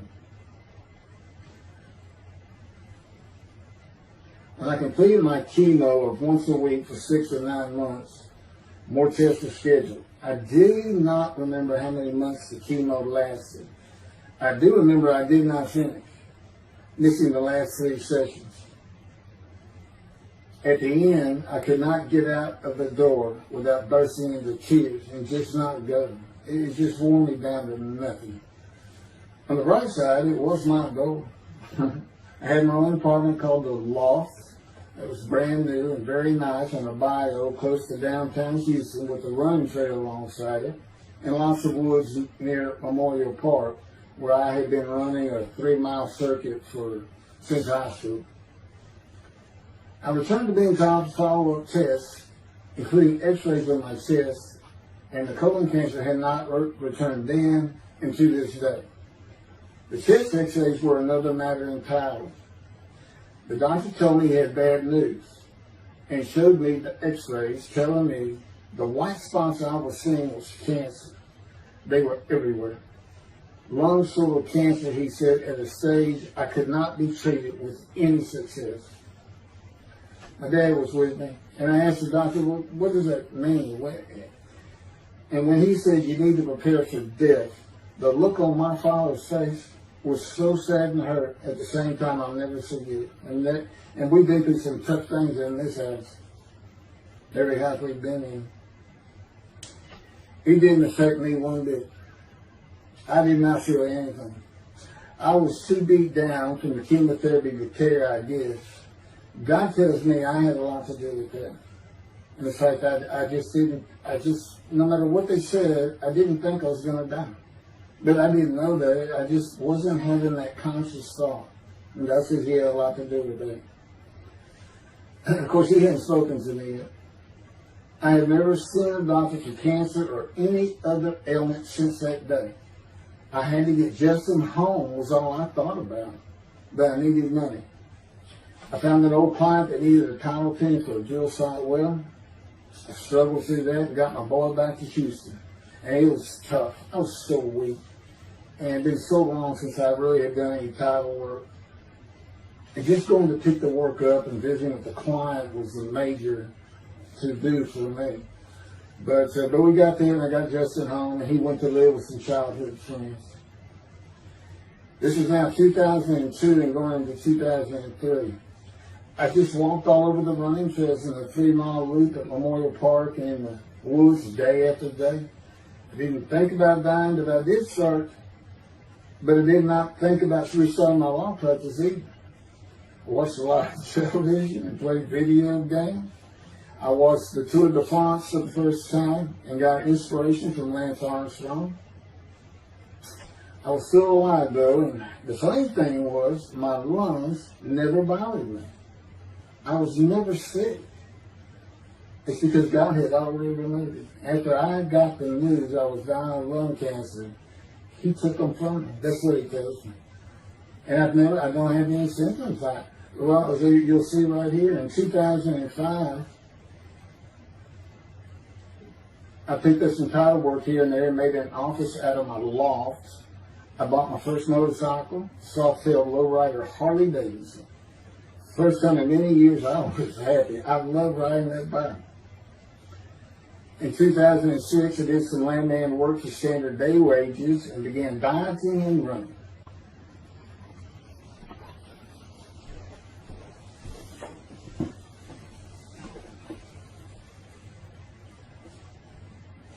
Once again, my camera only goes for 29 minutes and 59 seconds. And I'm going to back up just a little bit. In 2006, I did some land work for standard day wages and began dieting and running.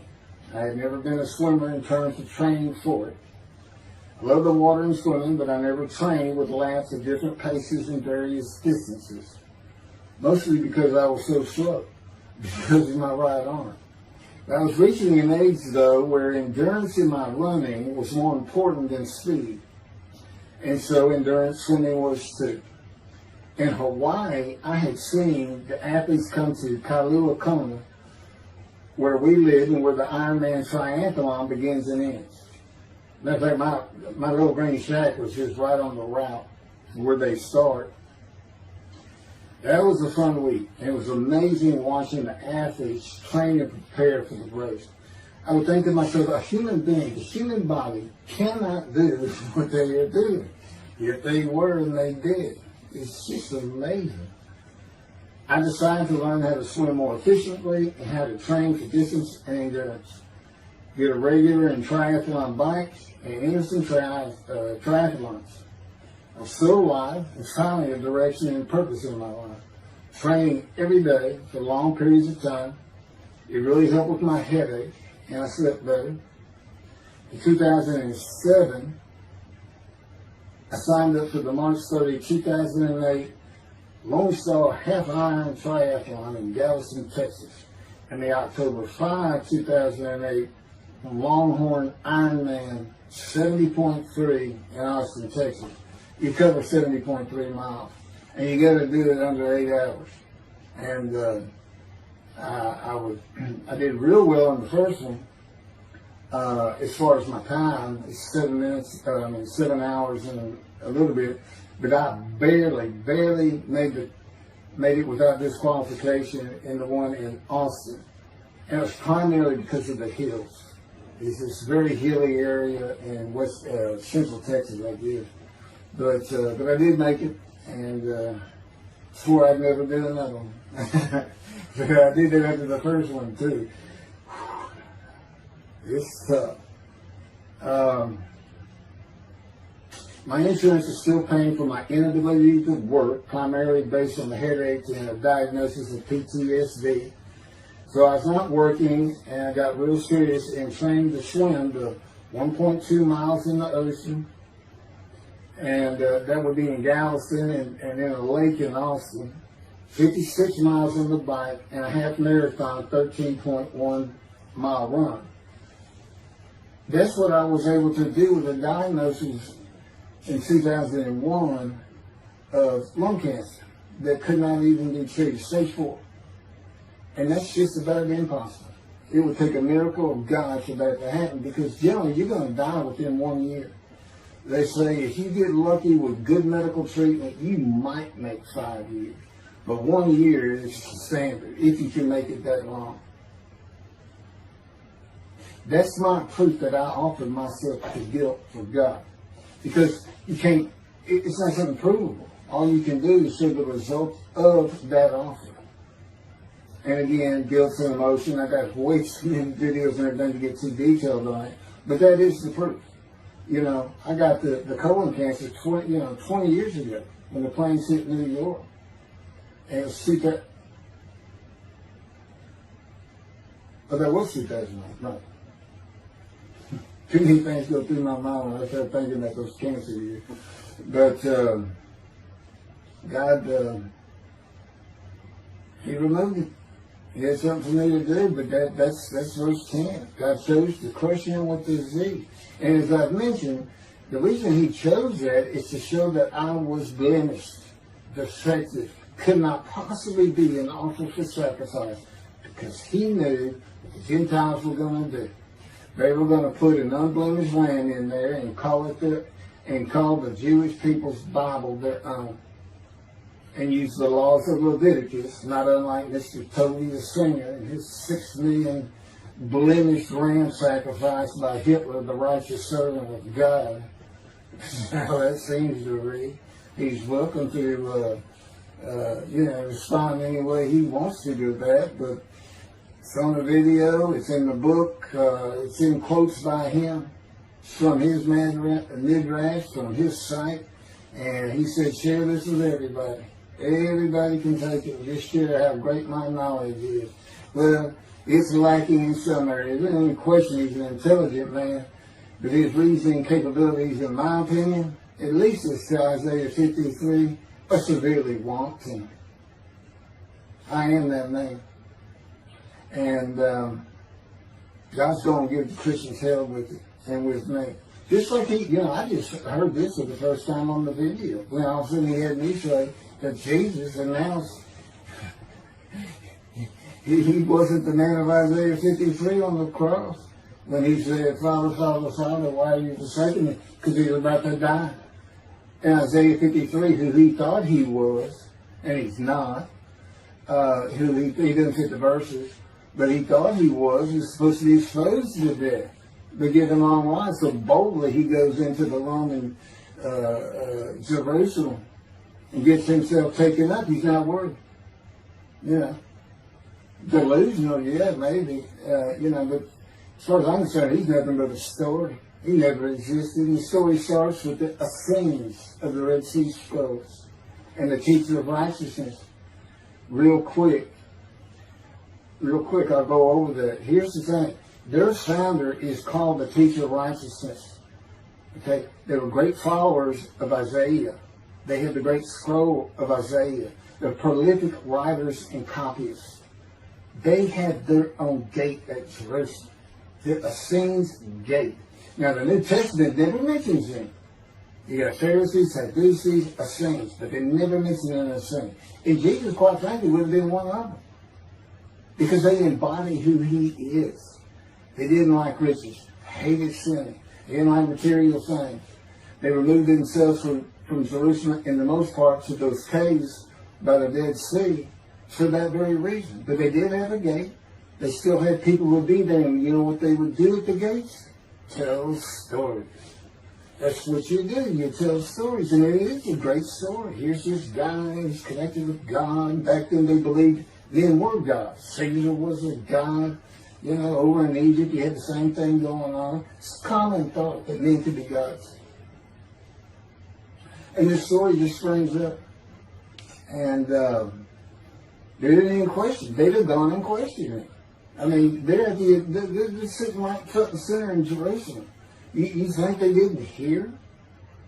This man walking on water, raising the dead, feeding 5,000 with 2 fish and 5 loaves. Turning water to wine. That alone, Rome would have said, Caesar would have said, he does what? He turns water to wine. Bring him to me. Don't touch a hair on his head. You don't kill the man who turns water to wine. You send him out with your armies. Make your men happy. It's there's so many ridiculous aspects to it. Most particularly, God performed a human sacrifice for the sinning Gentiles. He's left the sinning Jews for the sinning Gentiles. But he gives them an out, these Gentiles, not his children. He gives them an out. I know, I'm going to kill my son for you. So that you'll be forgiven of violating my commandments and laws. If anybody knows God, and the Jews do, and I know him like nobody's business, that's not him. That's not him. I mean, he told the Jews, I'm never going to leave you, but I will punish you. Now, that's him. That's him. And he'll put you through hell just to make you a better person, a better people. And he has no plans to change it, man. He's not going to change the minds and the thinking of billions of people to make them love the Jew. He's just not going to do it. And the practicality is, he didn't create man for him to even be able to do that. Now, he could have created humanity where he could do that. He could change the mind of everybody at the same time. But I'll tell you on this, he's been working on my mind for 13 years. It is one brutal compromise. It's a very one-on-one affair. Now, he says, now, I could just kill everybody. I mean, that's easy enough. That's easy. I could just kill everyone, but He said, that's not, it's all about this. You got to know how to read the Bible. It's written for antiquity first, and the Dark Ages, and then the Age of Enlightenment. I mean, basically he's saying you've got to go back over it. You've got to check these guys. You've got to check Rambam and his speech. God's going to make the world speak Hebrew. Or, they will be able to hear. So you got to check some of this stuff. And I read Rashi's, I went through his Isaiah 53 main reaction. All I can say is very unimpressed. I seen what he has to say in Malachi. He didn't pick up on any of this. He didn't know what the angel of the Lord is, the angel of the covenant that you desire. He doesn't know how Moses goes by a burning bush that's not consumed. The angel of the Lord is in there, and God speaks. I do. To me, it's just like, well, you just get some basic concepts, and all of a sudden, and quite frankly, it'll open up the scripture to the Jews.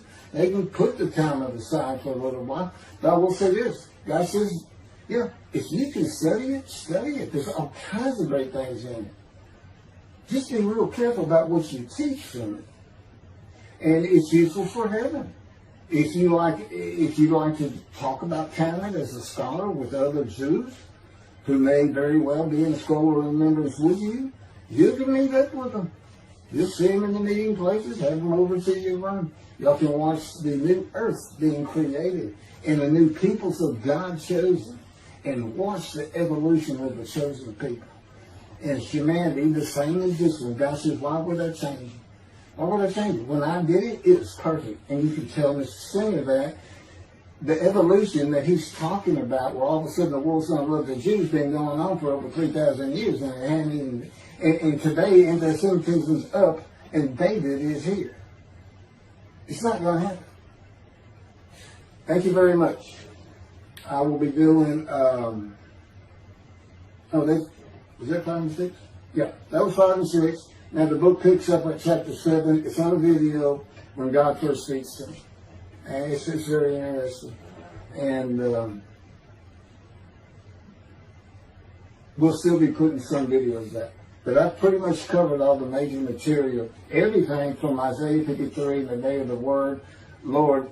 There's a few more things. And it's a better read than it is a video watch. But, for those who like to read. But it's covered very well in these videos. And now that I put in the personal part in, which is to show how I said Isaiah 53, and you see the difference in my life. Now that's the life of suffering. That's a life of pain. That's the life of familiar with disease. They said, gee, when he died on the cross, he was scourged. He was scourged, and this and that. Do you know how much he suffered in his life? I mean, he's not even in the conversation as a man of suffering. He's not in the conversation. Thousands and thousands and thousands of people died horrific deaths back then, and by crucifixion. It's not the only one. This is descriptive of a man and his life, so you can find him, identify him. And what did he do? He never suffered. He's never sick, ever, until the last day of his life. 30 years old, he's got one day, but under his belt is pain and suffering. To me, that's not, you're not even in the conversation. I mean, that's nothing. That's not even suffering. That's just, you have a bad death, sorry. You got whipped first. You got whipped. One gospel says that the scourging was an open-handed slap to the face. Now, the other three do say scourge. But then and then every movie you see, he's carrying that cross. He's all whooped up and bleeding, this and that. He carries the cross in one gospel only. In the other three, it's carried for him. And then he's on the cross, and what does he do? Father, Father, why are you forsaking me? And then the gospel says, one of them, and then he gave up the ghost. He gave up and died. I laid in the back of the ambulance for 8 hours, doing everything I could in my power to stay alive. Just gave up the ghost. There's another video where we make that a little bit more humorous. Anyway, thank you for listening, and I guess that's it. Thank you.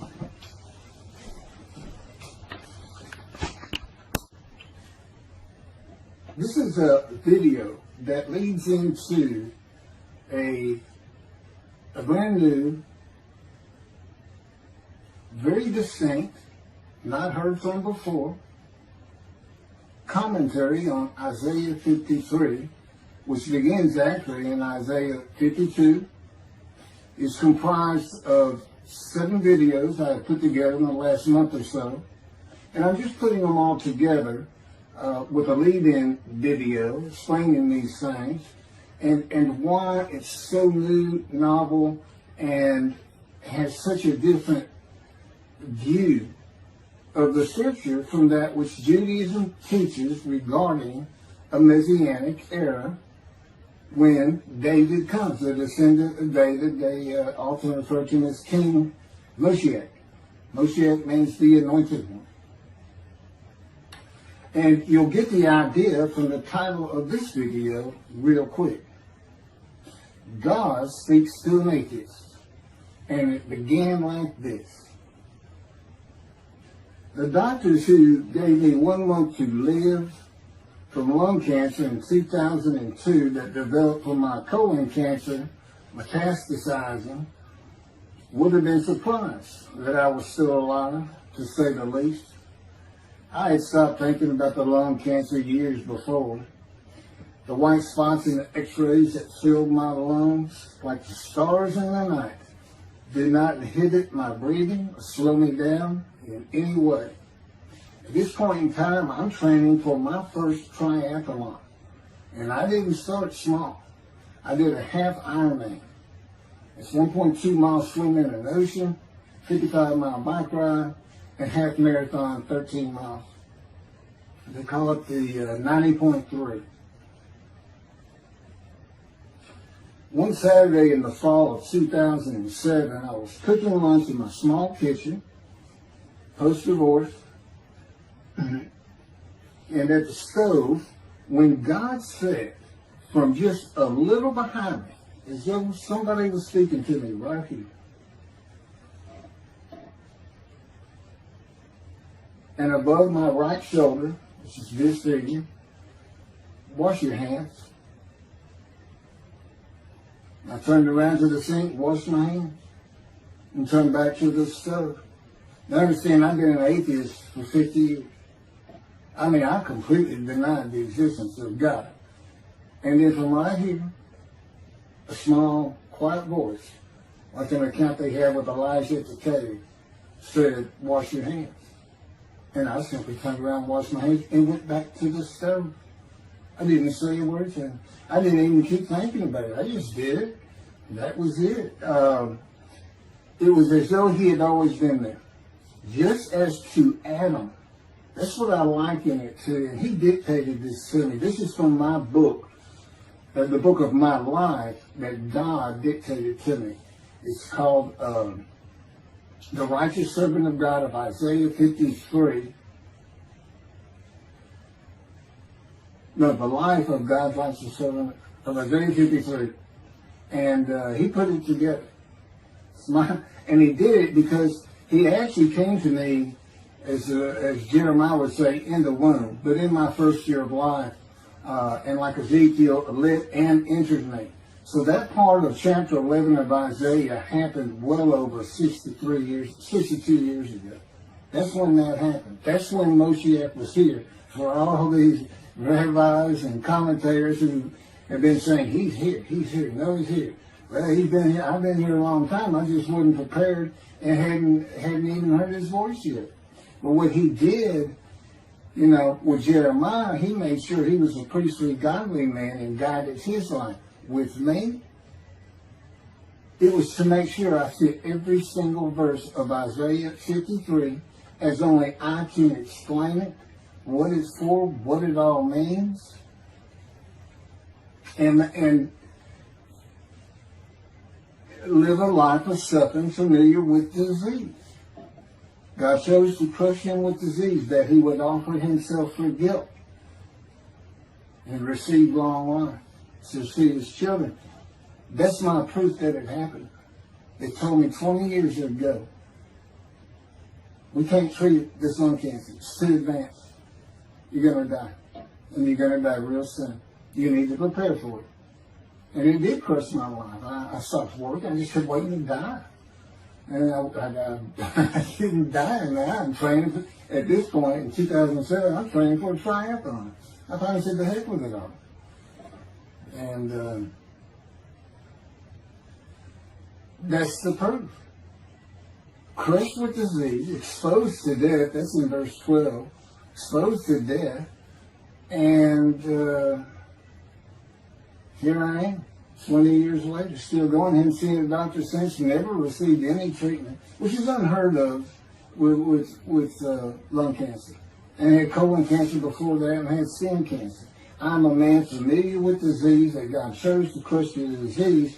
And these 7 videos put together as one, obviously I wouldn't ask or want, and I couldn't do it, to listen to them all at one time. But I know you can mark your spots and everything. But it was spread out in 7 different videos, and I thought, well, the next video I'll do, I'll have a preamble to it and explain. This is not fooling around. Once you learn my version, which comes from God, of when Moshiach comes, the day of the Lord, which is left out of the Messianic era. But if you ignore me, God says, as my role as Elijah, God says, when he does return to his temple suddenly, it's going to be with, and it's not there, it's going to be with utter destruction to the land. Okay, all this is explained, so I'm not going to keep going in detail and carry on with God first speaking to me, but it was as what Adam would have felt like. This is natural. I mean, to him, you know, having somebody speaking to him from above him, from up here, from within him, it's perfectly natural. And he wouldn't be falling down in reverence and I'm not worthy and all that. It would just be this person's always talking to me and telling me what to do. The fact that he doesn't see him wouldn't probably enter into his mind. This, you know, that's just the natural order of the world for Adam and me, particularly today, 13 years later.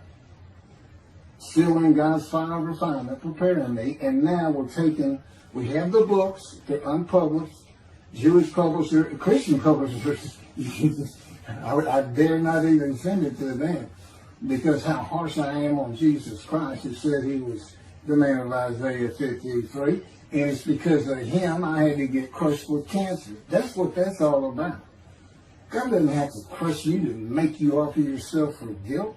He just seized Ezekiel and put him through the fire of refinement, the anguish of it, and sent him off to be a prophet to the Assyrian, Babylonian exile, of which he was one, actually.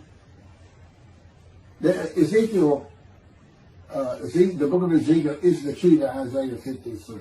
That's my backer. See, God, these videos, everything, the way where he put angel of his presence and Holy Spirit, that Judaism doesn't recognize. A host of the Lord's host. It's in the book of Joshua, one time. He did it so they wouldn't find it. He knew what this was going to be about. These were my proofs. This is what it's all about. He set it up for me to be this controversial. You just got to take the Messianic era of Judaism and toss it out the window. And you'll understand why, when God has me explain it to you, he controls everything I do, think, and say. Finishing preparing lunch and ready to watch a Texas A&M football game, I headed to the living room, and God said, "Get a napkin." I turned back to the kitchen and got a paper towel. Sitting on the couch from about the same place.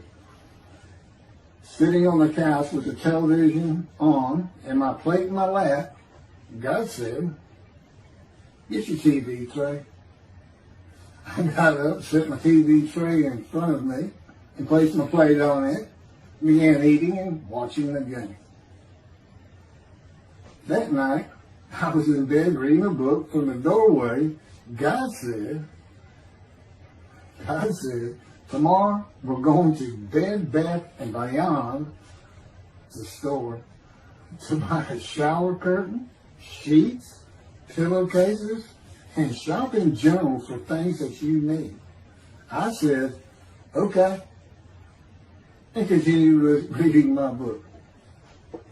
That's God spoke to an atheist. That's how it started. We call it the early years now. Talk about it. It was so different from the way things are, and all the same in the same breath. And I have since learned this. It was by his power upon my emotions and thoughts that his presence with me was though he had always been there. In other words, when you read in the Hebrew Bible, God calls somebody's name like little Samuel, and he says, here I am. Here I am. Now there's some accounts of people falling to the ground, but he can put a silent knowing to you. He can put knowledge within you, your mind, where you never hear a word from him. In other words, put into your mind the God of all creation is about to speak to you. And he doesn't have to say, stay calm. He controls emotions. He told me, Keith, I created emotions. And there's nothing I can't do with yours, and believe me, it's been proven to me. I'm not going to get into all that. This story goes on. It turns out he had been like Jeremiah from the womb. Let me pass by that. I've never been affiliated with any church or synagogue. I've never had any teaching from yeshiva or seminary. Throughout my life, I did not. Let's put it this way. I was the actual opposite of Jesus Christ. Actual opposite. I'm a sinner. You know, I mean, he took me back. He said, look. Yeah, because I said, well, I wasn't that bad of a sinner. I was. He said, spill it. He'll go off in vision like the story of Scrooge and the Ghost of Christmas Past. I said, I started getting smart with him. This is us talking friend to friend. I can talk to him like he's just a buddy sometimes. There is a line I know not to cross. I said, why would you call that a sin? Why is that a sin? He said, Keith, it's a sin. You lied. I said, you did, but if I didn't lie, I was going to jail. He said, but that don't make it good. I said, well, which comes first? Going to saving yourself? Or lying? And so what? I didn't believe in you anyway. I wasn't worried about going to hell either. It's just, I didn't think about those things. He told me, man, I didn't let you. That's why I was with you from the get-go. He wanted me to be fresh. No preordained, settled in thoughts and beliefs on anything. Of course, I grew up in Texas for the most part, so it would have been Christianity. I didn't associate with anybody who was religious.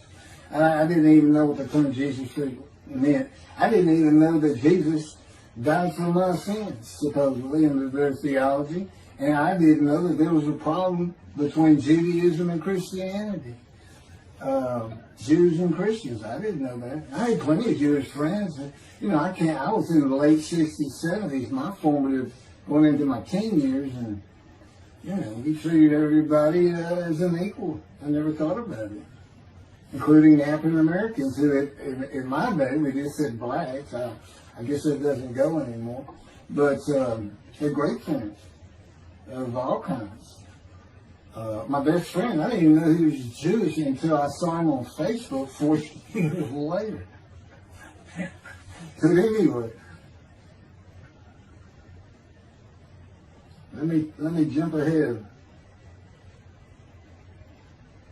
Okay, this is how God communicates with mankind. This is what the prophets are all about. It's not just Ezekiel, a spirit lit and entered into me. At that moment, God was speaking. And then he says, at that moment, a spirit entered into me, and then I could hear God's words. So he's saying, and that means God is in his spirit. And it's just imagine the presence of God is his mind, and it is composed of elements of the unseen realm that we can't understand, and spirit he created, and the angel of the Spirit, the Holy Spirit, he created. But that's completely different elements. His presence is different from God's presence. But they're like big clouds. And they can float together and be as one cloud. Okay, that cloud is what descends upon you. They are within me and without me. If you, this audience, was in a room with me, they would envelop you all around you. You'd be in the presence of God. The difference with me in that room is that that cloud engulfs me, flows through. It's within and without me, as though there's no break because of my physical structure. My little spirit is a little cloud that also drifted in. That's what it is.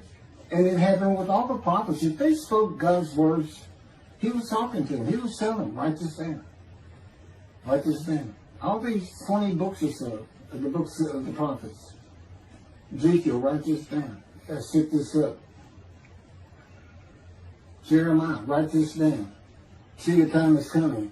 Well, that's the time in Malachi. It all comes together, and you'll find it in all these videos. So, and it doesn't just include Moses and the prophets. The man who wrestled with Jacob. Jacob says he wrestled with a man in divine beings. But, you know, Judaism doesn't acknowledge the Holy Spirit's a person, which is beyond belief, because there's so many references that this is clearly a person, the angel of his presence. But it's just God going to a man saying, hey, wake up, I'm the God of this land. See this man over here sleeping? His name's Jacob. He's got his head on a rock. Go jump on him and start wrestling. Don't worry about it. I'm going to orchestrate the whole thing. You'll be fine. And the guy would have said, here I am, let's go. That's how he does. That was, and Judaism says the man in divine beings is an angel. No, he's not. That'd be like saying, I'm an angel. And you wouldn't want to say that. Well, you wouldn't want to say it to me before he came to me, because that thing made me mad. I had a hell of a temper, just like Moses did, and like Ezekiel did. And God knows how to knock it out of you, to where you smile and laugh a lot. Because I never used to. Well, you got to read the book, and you'll get it. You'll get it. I'm just, just like a lot of people, I've been through too much, hurt too much, suffered too much to have any thought that there's anybody upstairs, who cares about me. It's just don't even mention his name around me. We're either gonna fight or I'm leaving for it, and you'll never see me. Don't do that, because it just makes me angry. All that's gone, by the way. Lots of stories on that. Oh, and the Spirit speaks. He's got his own personality. He's angelic. He has a very childlike voice. And he's just nothing but a ball of humor. He didn't have me say he's the greatest comedian of all times of the universe. And he's just a joy to talk to him. And he has the smarts of God. That's terrible. But I have instant communication with him. I have instant communication with God. It's like there's three persons in my mind. This one cloud, it's three clouds. It's two spirits and the elements of God's mind. And slow process of 13 years, and it's 13 years of, and this is from Isaiah 53, punishment, wounding, chastisement, maltreatment, crushing, bruising, and I'm telling you, he's relentless. These are the stories, and I have a lot more once I get to Israel, and I have full confidence God's going to get it done. That's one thing I don't worry about. 13 years, a year and a half of trying to get books published, denied by everybody who even bothered to answer me, because it's just so different. And it can only go to Jewish publishers, and it's just like, well, this isn't the stuff we believe, and it sounds like he's saying it's him, and this and that. Well, I was. God said I made sure I didn't get them published. I wanted to do the videos first. You see, I'm not on the executive committee. I don't know what's going on 99% of the time. I don't know what I'm going to have for dinner. I no longer have self-will. I can't ask him for anything. There's all kinds of reasons for that, such as, if one of my kids gets sick and he doesn't heal them up, cancer or something, Am I going to be disappointed? Am I going to be hurt? The answer is no. He's trained me too well to even bother asking me. If he's going to do it, he's going to do it. I know he has the knowledge, and he's right here with me. So, it's a long, detailed process. I know things from his perspective. This is another reason the Messianic era is not going to happen. And it comes out in these sins. But the Holy Spirit, the angel of his presence, we're friends. God says, I can't be friends with human beings. I said, well, we're friendly with each other. He said, yes, that's right. I said, I Googled this, and technically you are my friend.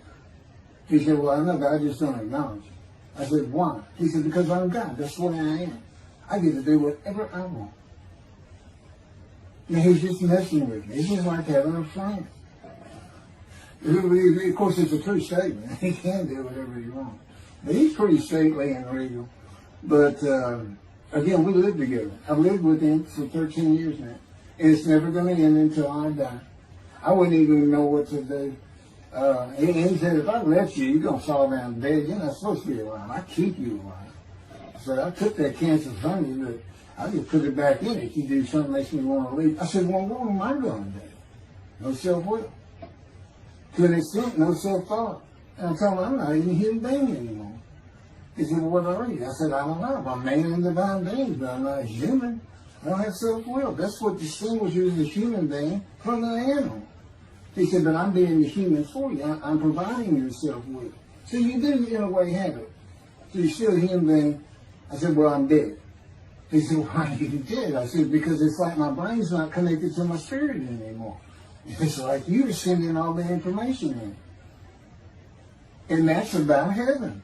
I haven't lived the existence in heaven as to my thoughts, because in heaven you won't have a mind. The heaven for the Jewish people only, I might add. You won't have a mind. God got to provide it for you. He's got to be you for you as a completely new and different creature. Still you. It's a very amazing story on how that does. And I'm taught all these things and literally experiencing, not only in the real, but in visions. I've had more visions than, you count every single vision in the Hebrew Bible and the New Testament. I've had easily double that. And I'm a walking visual. God's communication, and this actually shows up in the story of Moses. He won't let me tell right now. But he puts images in your mind. Instead of saying a sentence, you get something in your mind, a picture. Anyway, I call it visuals. And you can be wide awake for those. And I can be in vision wide awake.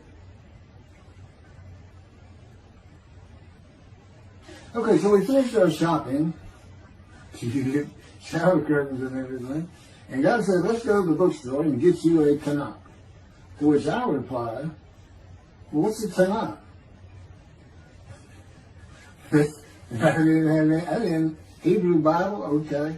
Well, I know the Holy Bible, the New Testament and Old Testament. And on we go. My son to learn for the first time.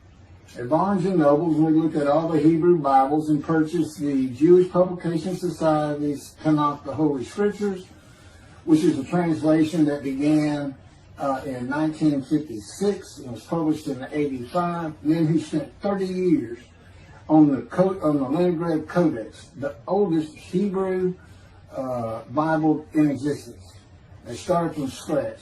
I hear these rabbis and people saying, well, I know what these translations are, this and that, and this, and God says, just go with the JPS. They hit it right just about every single time. I've only found one thing that I don't understand how they missed it. But it's in 53. This is the 1985 edition. That's the best translation you can get out there. And I don't just hear God speak to me. His presence is heavy. And I'm also, it says he pinned Ezekiel's arms behind his back with his cords of power. And by his cords of power, Ezekiel could not leave his house. That's in Isaiah 53. He took him from the land of the living. Took him from society. The man of Isaiah 53 lives, so he's taken from society, but that doesn't, from the land of the living, that doesn't mean he died. And there's no crucifixion in 53. So You start to see how Ezekiel is so important in this, and that's where you find out about the covenants of friendship that come with God in the day of the Lord when Moshiach comes. Again, you don't hear anything about it in this Messianic era. I'll tell you this. I think the Jewish people are going to like this better. I think throwing out all that rubbish Judaism has been teaching from back in antiquity, that's where they're stuck, and see what's really going to happen with God coming back, a man in divine being, with the capabilities of Moses, Elijah, the descendant of David. All their attributes, okay, are in me. I can be each and every one of them, and I can be all four of them at one time. And God can speak to me. So, it's going to be fun, and he wants his temple rebuilt. That's the purpose of Isaiah 53. It says, a purpose which might prosper of God. But it doesn't tell us what the purpose is. Well, we find it in Malachi 3. I'm sending my messenger before me to clear the way for me, and I shall return to my temple suddenly. But the covenant that comes with David says, I'm going to place my sanctuary amongst you. He already knows it's not going to be there. And then we have Elijah in Malachi 3. Well, he's got a purpose that might prosper. And if it doesn't, God comes with utter destruction to the land. And again, you don't hear it with the Messianic era. Utter destruction to the land. There's 7 million Israeli Jews. How can you not read that and go, that sounds an awful lot like, I'm going to raise up armies against you? How can you just ignore that? Well, anyway, we're getting serious stuff. And the purpose that might prosper, I never believed that. I think that just hooks the man of the righteous servant of God of 53. I think that puts him with, he's got the same purpose as Elijah. Elijah's supposed to bring the families back together through the laws and teachings God gave Moses, or being mindful of them. That's the new covenant. It's an amendment. It's an amendment that also has a new inclusion of sin forgiveness. Over the last 63 years, God's presence has resided in Texas, Louisiana, Florida, and Hawaii. And he is more than ready to return to his land, Israel. Because wherever I am is where his presence is, and those are all the different states I lived in over this time period. Wherever I go. As a matter of fact, if you see me in Israel down at the Old City or down at Tel Aviv, you can turn to your friend and say, hey, I know where God is. I say, really? I thought he left. Some people say he died. I said, no, you see that guy over there? He's all around that guy. And some say inside too. That's what it's going to be like. God said, when we get to Israel, we're never leaving again. I said, I want to see Great Britain. He said, it's like, did you just ask for something? I was like, oh. Yeah, that's good. I hope I fry if I hit the border and cross over. I hope I just burn up. Bust in combustible flame. But anyway, that's where he wants to be. And I'm sure he's going to get there. This purpose that might prosper, again, I think it just shows the purpose of the righteous servant and a purpose of Elijah. Because he knew I was going to be teaching. There's only, in the day of the Lord, as you would imagine, he wants to have all the prophecies fulfilled, be done with the prophecies. And there's only a handful, 4 men to come that we've never seen. The descendant of David, prophet like Moses, Elijah, and of course the righteous servant. We only have one description. Even the sages knew you got to have a description of the descendant of David. It's Isaiah 53. They called him in the Babylonian Talmud the leper scholar. You'll see me referencing it on just about every video. In other words, I'm saying, look, it's not Jesus, it's not the people Israel is taught today. It's this guy from the Talmud that just hadn't come yet. You just didn't know, didn't have a name that fit the description. Well, you do now. And two covenants. The friendship covenant, which is actually in two parts, Ezekiel 34 and Ezekiel 37. One part of which is, I'm going to put my sanctuary amongst my people. And the other part, interesting enough, has to do with the land blooming again, which is Jeremiah 31. See, a time is coming, the land will bloom again. See, a time is coming, the cities after desolation of many years, 2,000 plus actually, will be restored and Jerusalem rebuilt. And the Jews shall never be defeated again. Okay, now we just talked about utter destruction, likened to armies being raised. But here it is in this friendship covenant, in this, Jerusalem being rebuilt. If that's done, then you'll never be defeated again. So, you look at it and go, well, there's kind of a problem between those two. And what I think it means is he's going to get the temple built now that Jerusalem's been rebuilt and he's come. That this might prosper because, it kind of gets you. So what is the purpose of God might prosper? Who thought you could do everything? And he said, well, in a large part, my people got to listen to you. They got, especially the rabbis, they never listen to my prophets. They're all full of themselves. And they know everything. Well, he starts getting angry. And see, that's not good for me. Because all of a sudden he wants to make me better, which means suffering. You got to keep them away from those movies. I'll tell the spirits, they're not funny. They're a funny guy around here. We talk friend to friend too. Well, anyway, I'm going to let you. There's a lot more, but this story is in my book. Hopefully, after spending time and understanding who I am, and this is here, it's happening. I don't care what the rabbis think or say. Look, I'm a prophet of God. I'm a man in divine things. If I say something contrary to what they think and say and believe, they're wrong. Automatically. It's a given. Because God is telling me all these things. It's His book. They're wrong automatically. And He is livid that I'm having this problem with Isaiah 53 being the people Israel. Well, it's in the videos, but you ought to see the arguments they really put back before that for Isaiah 53:10 and other verses. Rabbi Tobias Sandravis, Judaism, he went Christian.